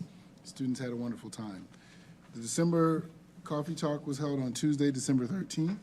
We had a great turnout of community members and parents. The next Coffee Talk is on Tuesday, January 17th, 2023, at 5:30 p.m.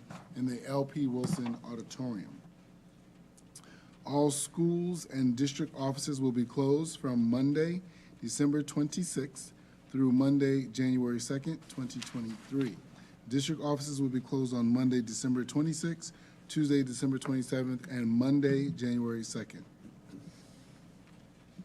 Winter sports are underway, and I'm encouraging students, staff, and the community to come out and support our teams. We are really excited to have Brittany Huggins, the class of 2007, back home as the head coach of the girls' basketball team. She was most recently the head coach at Hall High. And I know it was already mentioned, the games that are underway in this past week, but I just want to add in there, I was excited to see Brittany win her first home game, opening game for the girls. The varsity team won, beating Newington. And then the next night, or later in the week, the boys opened up their season and won their game as well. And then the boys played in the tournament over the weekend at Trinity for Doc Hurley. And the big game, it was games all day long, but the big game was 8 o'clock in the evening game. And I know Mr. Lockhart's not agreeing. However, it was my understanding from the crowds that were there all day, I was not. So this is secondhand information that the games earlier in the day were not exactly thrilling at all to the audience. And so Windsor and Bloomfield, this renewed rivalry, played one incredible game. It was high speed, intense, right from the tip-off. And it did not stop to the very end of the game. It was a very, very, good game. We are looking forward to the 2 games this season that we have to play Bloomfield, one here and one at their house as well, besides all the other games. But our teams, they're working hard. I'm looking forward to seeing lots of games. Coach Huggins, coach, and obviously Coach Smith, he's been doing it for years. And I would like to see more students and more staff out. I don't like going to the gym, I'm just telling you now, and seeing more visitors. I don't like it. So I've always been quite vocal about that. I don't like it. So, and I tell teachers I don't like it, so I'm calling everyone out. You can't just see your students and know them in the classroom. That's something I learned from my mentors when I started teaching in 1992 in Virginia. Students need to see you in all facets of their life. So if it's a play, it's a dance, right? You need to be there if you can. You can't tell me you can't make one game. So it's more than you coming, showing up, teaching a class.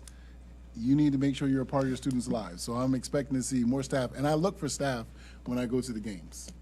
So I know people are feeling called out, and you are, but that's what it's supposed to be. We're supposed to be, inclusive. And we talk about SEL, it's not just to have a catchy phrase or an acronym. As I said, we're looking to be engaged with the whole student. And students aren't just people who turn in homework assignments and take tests in our classrooms.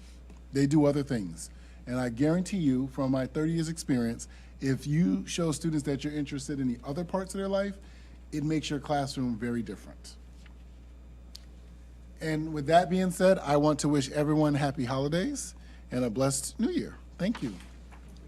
Thank you very much. Questions for the superintendent? Seeing and hearing none.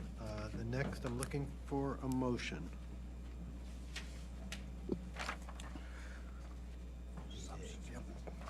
Move the Board of Education accept for a second reading the budget assumptions for fiscal year 2023-2024. Is there a second? Second. Motion made by Mr. Lockhart, second by Mr. Panos. Discussion. Do we know if there's any changes on the budget assumptions? None. No, I said none. For the record, none. As the finance chair. Okay, thank you. Any questions? Let's see.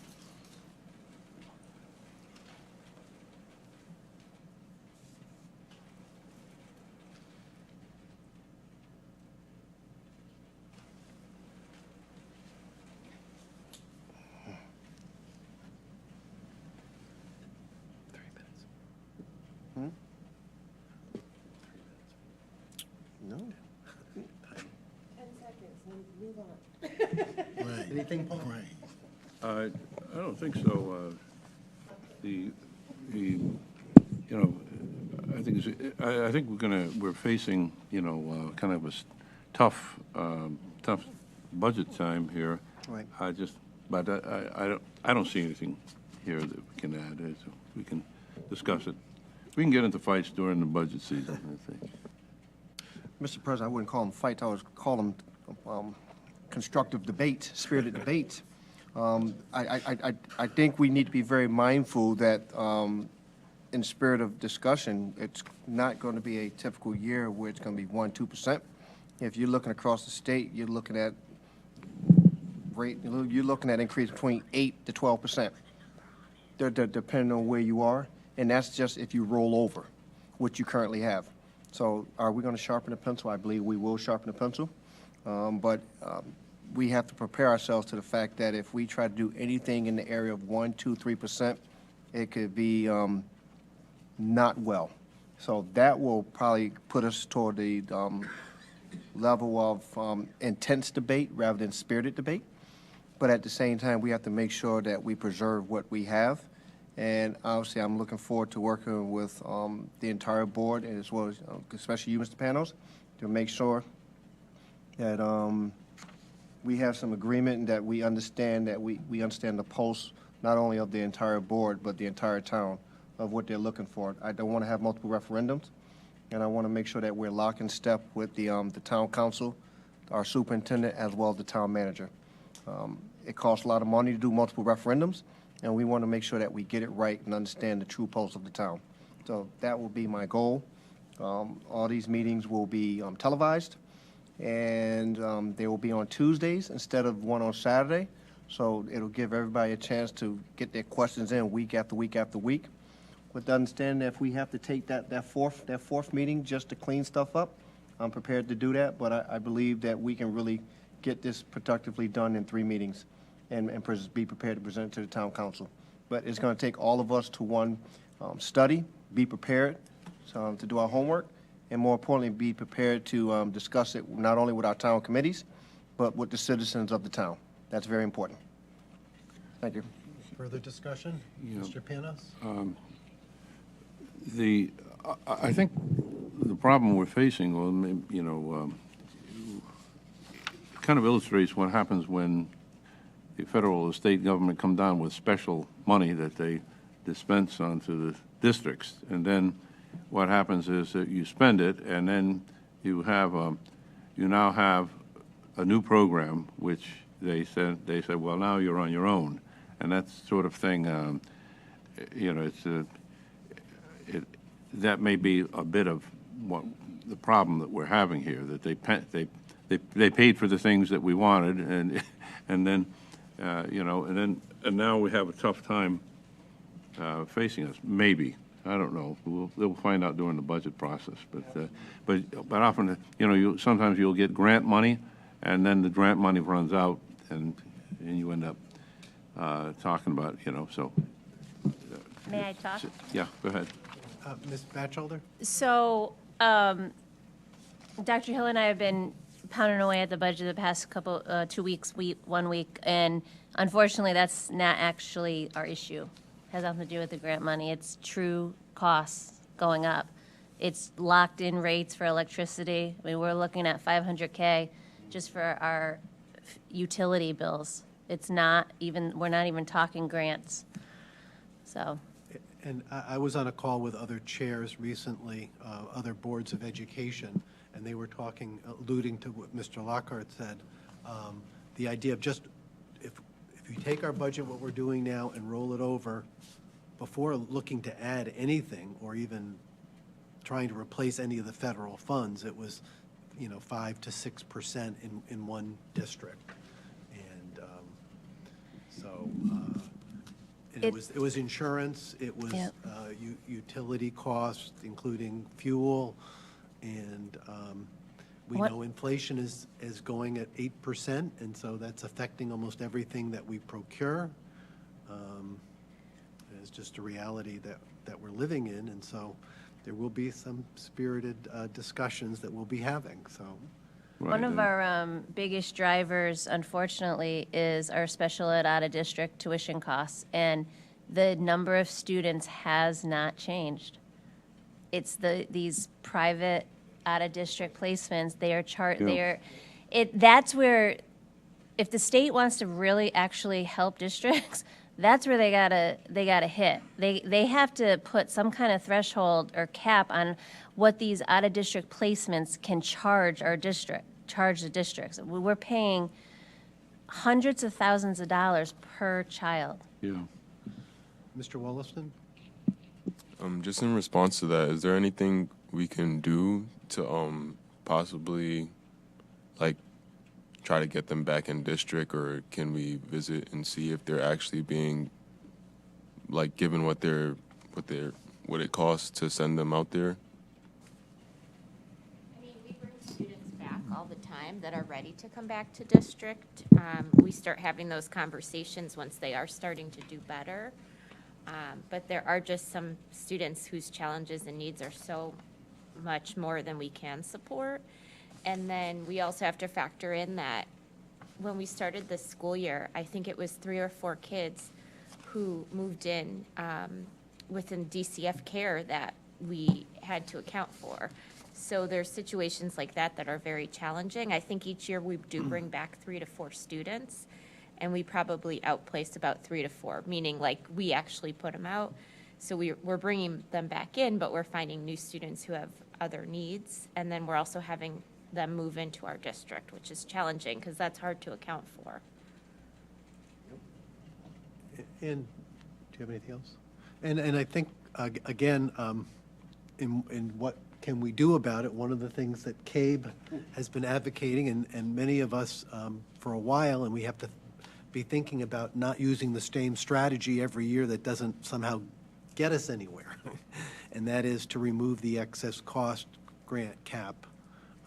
So for people who are watching, we pay 4.5 times, I believe, before the state has any responsibility. And in theory, they're supposed to pay the balance, which is often still a lot of money. And they cap that at probably every year it's slightly different, but about 80%. And I know Mr. Lockhart's testified about that before, and especially what the impact is for Windsor in that regard. But it's a problem in every district. So unlike sometimes when you can pit one district against the other, this affects everyone.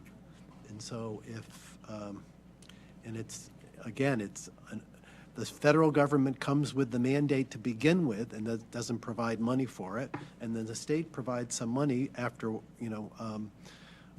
after the local districts pay the lion's share, and then they don't even live up to their requirement of paying their fair share. So it will be, again, another opportunity, and I've said before the need to work with unions, CASBO, CAPS, as well as CABE, and our local RTCs and DTCs throughout the state. This affects every community that we don't know what's going to happen year to year because of the state not living up to their responsibility. Any other discussion on the side of Mr. Wollaston? Yeah, I just wanted to know if there's ever been any conversation or discussion on possibly running our own program here instead of outplacing students, just to see what it would cost in comparison to what we're sending kids out. Yeah, we do have some specialized programs in classrooms within district. Our Spark program, for example, we get a lot of students back into the Spark program because it is small student, ratio to each teacher and a lot of resources, and it often kind of becomes like a stepping stone to the way back to the high school.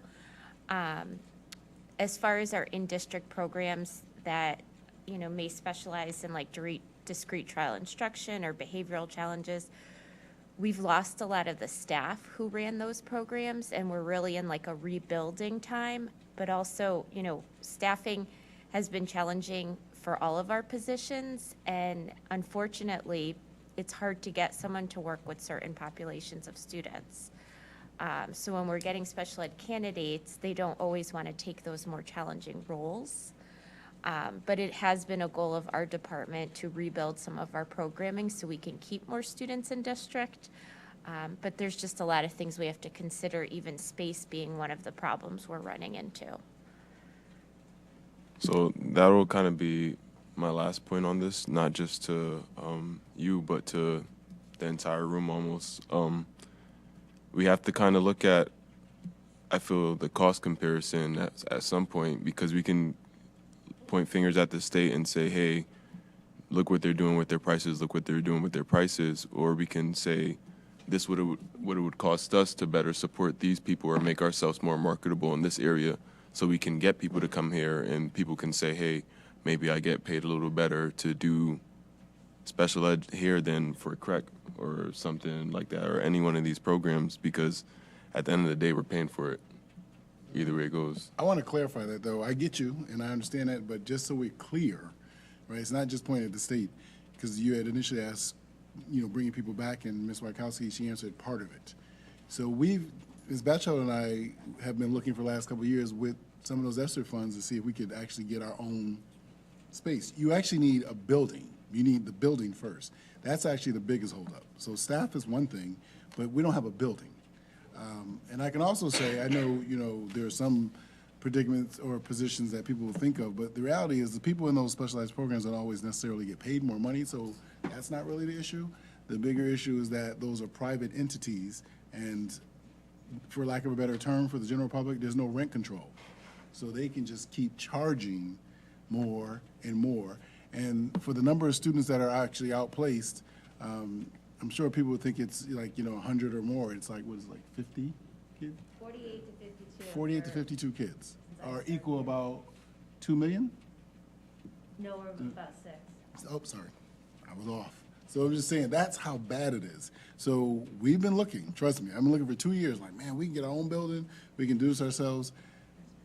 You can't get property. Like, there's no reasonable property. So it's so many hurdles, and we'll keep looking, and we can't just do, I even looked at the temporary buildings, right? You go get a little portable trailer, but that's only going to hold so many. And so, doing a cost-benefit analysis of whether or not, if we can only bring in 10 students because of this limited amount of space, are those going to be the students who are at the level that will pay for that building? So we are looking. But this is not a new argument. As President Fury said, it's not an argument from a district at all. It's not even an argument from Connecticut. It's an argument for the nation, right? So if you try to argue against it, you look like you don't care about all your students, but it's like you get put in this tenuous situation where you're being told to pay for something that constantly increases, and you're never given the money for it. Like, no one's ever caught up across the nation. IDEA has really put a bind on people for a couple decades plus, and it just continues to build and build. Eventually, the bubble will burst. It's going to, because you just can't afford to pay. I predict what districts are going to do, and I think they're already doing it a lot of places. They'll just start violating the law and just not offering the services to students. And that's going to be terrible. But so it's going to be more. I mean, I agree with you. Districts should look for more inventive ways to do it, but it's a nonstop problem. It just keeps coming. And if you have any buildings out there that you want to make a deal on, we are all open to, you donate a building for $1, take that tax deduction. The other point for the out-of-districts also is that it's not a certified unionized teaching position. They don't have to abide by any of those certification rules. So we're paying all this money, and that doesn't mean they're That's the actually question I have as certified well. teachers. So we don't have the ability to just run a program. It would have to be like because you know how some like schools they're not really schools, they're just programs. It would have to be. I'm with you, Mr. Wilson. Like, yes, we do it. The minute we do it as a school system, as Ms. Batchelor was saying, now we got to meet all the certification requirements. So that's something we talk about all the time, right? People are like, oh, my child's going to be in this program over here because there's a pretty name like, Brighter Horizons or Grassy Fields. But you don't know what you're getting in that room. Like, you don't know. Like, I can guarantee you for the most part it's not going to be a certified person. There'll be a few at the top, and so you're just going there. And, Ms. Wachowski shared with us, you're not always getting this incredible service, but they get to charge what they get to charge. So if we can find a building, again, as I said to the community, you have a building, your heart, it is a season of giving, Any other discussion? Okay, hearing none. All those in favor of the motion to accept the budget assumptions as a second reading, say aye. Aye. Opposed, no. Abstention, motion carries 800. Next item is revised 2023-2024 Windsor High School Program of Studies. Is there a motion? Just making sure it's lining up here. Move the Board of Education approve the proposed additions to the 2023-2024 Program of Studies for a first reading and waiving the second reading. Is there a second? Second. We're going to have a presentation. I'll read the background real quick. Is there a second? Good. Oh, sorry. Motion made by Mr. Lockhart, second by Ms. Taylor. Mr. Lockhart. The background of this is that the 2023-2024 Windsor High School Program of Studies was approved by the Board of Education at the October 18, 2022 regular meeting. We recommend adding 2 new exciting courses to the 2023-2024 Program Studies, which is Introduction to Special Education and Data Science, with descriptions below for the board to review. And it's my understanding we're going to have a presentation on this.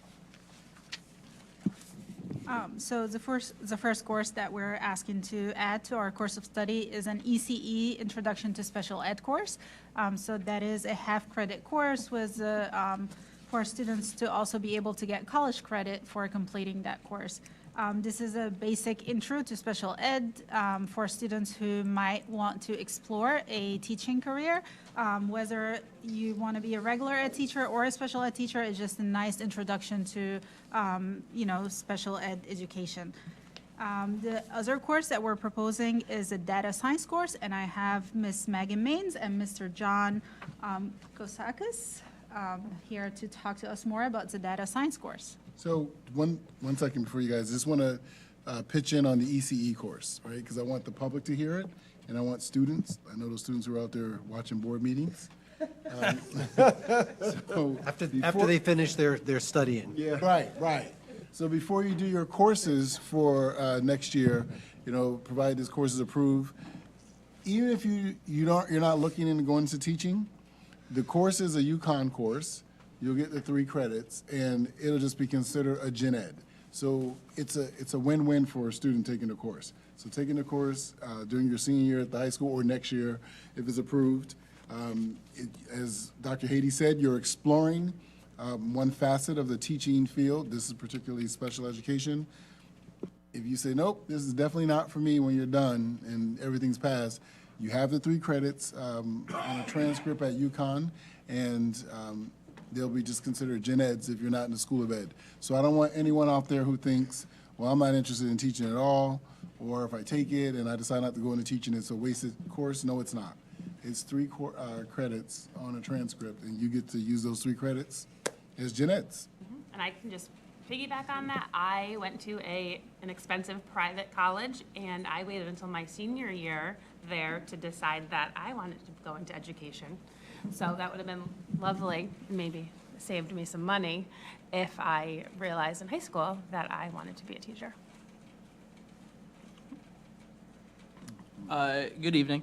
My name is John Gazakis. I've met a couple of you before. I'm a math and computer science teacher at Windsor High School. This is my 2nd year there.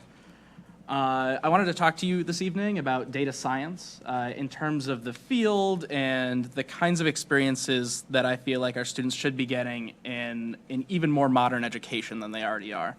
I wanted to start, I wrote a brief description for the building administration that I feel pretty well sums up the need for this course. Data science is a burgeoning occupational field in which the U.S. Bureau of Labor Statistics predicts employment to grow 36% in the next 10 years, compared to the 5% growth averaged across all occupations. Data science is a blended field of mathematics, statistics, and computer science that modernizes, scales, and otherwise improves historical statistical methods to effectively analyze the incredible amounts of data that are available today. This field is applicable to nearly every modern business, and people with these skills are in high demand to help companies of every size utilize data to grow and become better. The vision of Windsor Public Schools seeks to, quote, prepare our students to make intellectual and civic contributions to Windsor and the global community. Some students may choose to pursue data science and will be well placed to accomplish these things.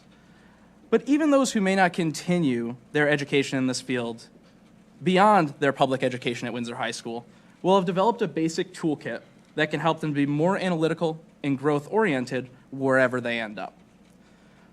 People with these skills in the scientific community are typically referred to as citizen data scientists, people who are versed in data science and are able to use it, but aren't necessarily in the field itself, and help to drive a lot of change around the world today. I believe that Windsor should be looking to develop students to become citizen data scientists, to further prepare and encourage them to make those intellectual and civic contributions. Something I noted after I wrote that is I think it's become really evidenced in the direction that Windsor High School has gone in the couple years I've been here, which is we're very data motivated. We're trying to use the data available to us to do the best we can for the students. And I think the people that I work with in the math department have a certain affinity with data sciences. It's a very closely related field. And the things that they've been able to do with it just in this past year and a half that I've been there have been very impressive. And I think that those kinds of skills benefit anyone in pretty much any field. I'm happy to take any questions about what this would entail. It's kind of a broad idea, what is data science? But the fact is, we live in a world where everything is data, especially with technology. And I think it is a perfect intersection of computer programming, which I love to teach, math, which I also love to teach, and the real world, which we all live in. So do you all have any questions about it?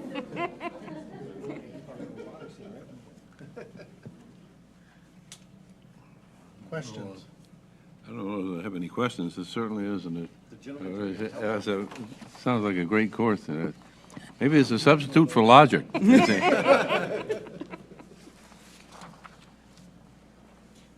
Other questions or comments? I think you piqued all of our interest when you talked about 36% versus 5% of where this can go. Yeah. And it's consistent with what we've been doing too in looking at vocational opportunities. What kinds of skills when kids come out of our schools, whether they're ready to go into the job workforce, college, or the military, whatever they're choosing, that they have an idea, and we've created different pathways throughout our programs that students are really ready and not struggling when they get out, because it's a very good jobs market for people even coming out of high school who've gotten certain skills. I would think the robotics program could probably help with this too. Could probably.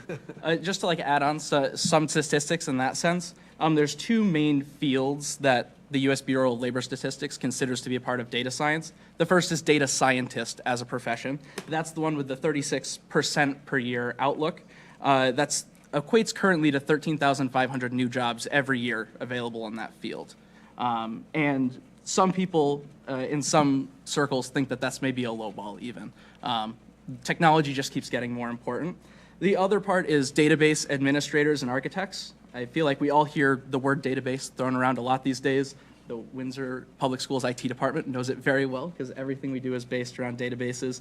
That one has an estimated growth of 9% per year, but that still equates to 11,500 jobs. And students that take this course are kind of prepped and get a taste of what either of those sections of the field look like. And most importantly, since it's so used by businesses these days, it could be smaller local businesses. We're right next to Hartford, which is considered by some to be the insurance capital of the world. They're probably the ones that use it more than anyone else. I think potential job shadowing opportunities, if this program can grow beyond just a course, is kind of unparalleled in terms of our location and what's available to us. And we have some incredible students that could probably do some really great things with that. Any further questions or comments? Ms. Galinsky. Just quickly, I just want to thank you for this because I think this is absolutely incredible, especially for those students who want to be math majors, because they go, what do I do with this after? And they're not even familiar with this because I feel like they're lacking these courses even at a college level. Oh, absolutely. Yes. Mhm. So when I see here that you're using Python, I'm like, oh, that's fantastic. Like, Yep. you should be doing that. Mhm. And so introducing this in high school is absolutely fantastic. So thank you. Yeah. And it ties in very well with the current computer science curriculum. Your student representative, Abby, is one of my AP computer science principal students this year. So she's learning a lot about Python as we go. But these things all tie in very well together. And the opportunities are to a certain extent endless. And there's a lot of potential to stay updated with this course and really provide the students a good foundation to figure some things out with. Yep. And Dr. Haiti and I had attended a conference where there were a number of stakeholders in math education in the state, and they were, talking to us about making math more relevant and including like this data science course. So we had that in the back of our heads, and Mr. G comes up and was like, "What do you think about that?" And I'm like, "I love you. Yes, yes. Let's get this going." So we're very fortunate to have Mr. G and his love of computer science and data and math. Yeah. And he really can add a lot for our students.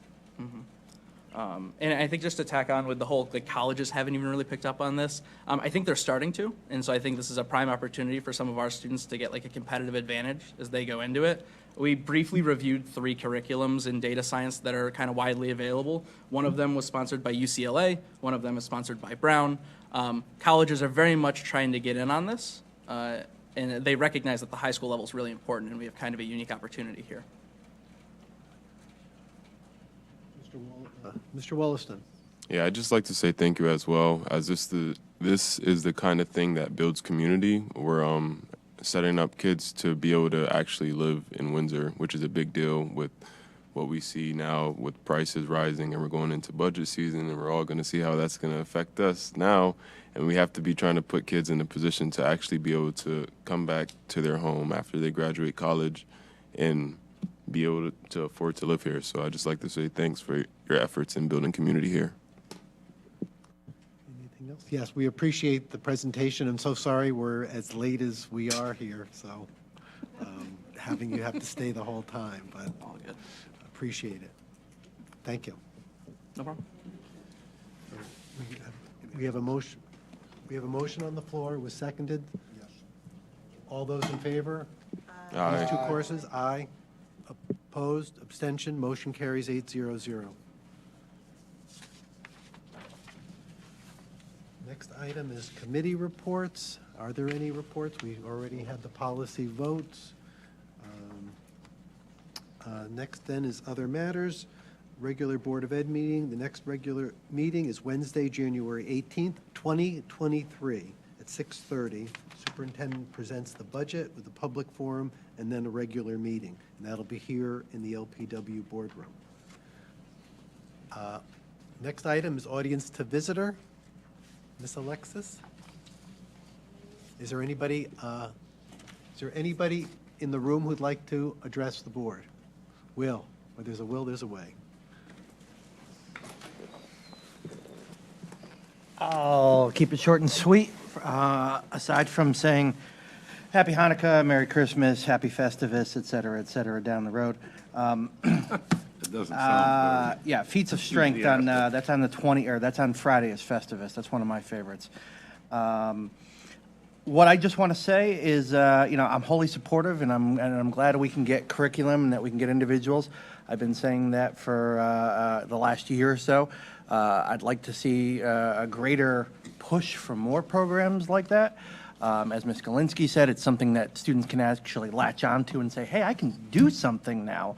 It's not just theory. It's not just something that, I got to get through. They can actually leave our school system and go on and be able to do something. So I very much want to have that continued. That's it. Thank you. Thank you very much. Alexis, one last time, is there anybody in the queue? Seeing and hearing none, I'm going to close audience to visitor without objection. Next is any final comments from the board? Looking at Ms. Darlene. No, just happy holidays. Thank you. Mr. Wollaston? Happy holidays. Mr. Halleck? Happy holidays to everyone. Our students are going to be out and about over the next week, So just be careful as you're driving, and that's really all I have. Thank you. Ms. Taylor? Happy holidays, happy Hanukkah, happy Kwanzaa. Making sure to check in on folks, because it can, even though it's the holiday season, it could be very blue for some people. So check in on your neighbor and your family. Thank you. Just happy holidays. Enjoy them. Mr. Lockhart? I agree with you. It's blue for some folks, and I can painfully relate to that, but happy holidays to everybody. Be safe and be well. I don't want to see you on the big red truck. Mr. Panos? That was depressing.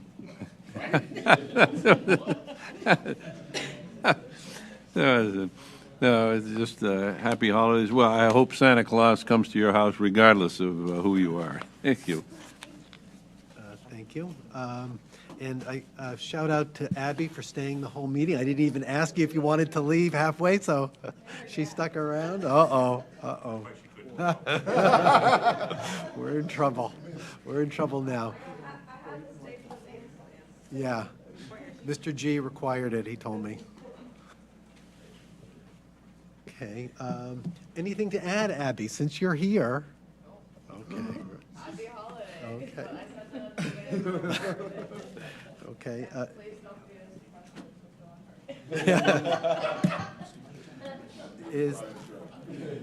Last thing, is there a motion? Move to adjourn. Is there a second? Second. Any discussion? Seeing and hearing none. All those in favor say aye. Aye. Opposed, nay. Abstentions. Motion carries 8-0-0. We are adjourned at 9:07.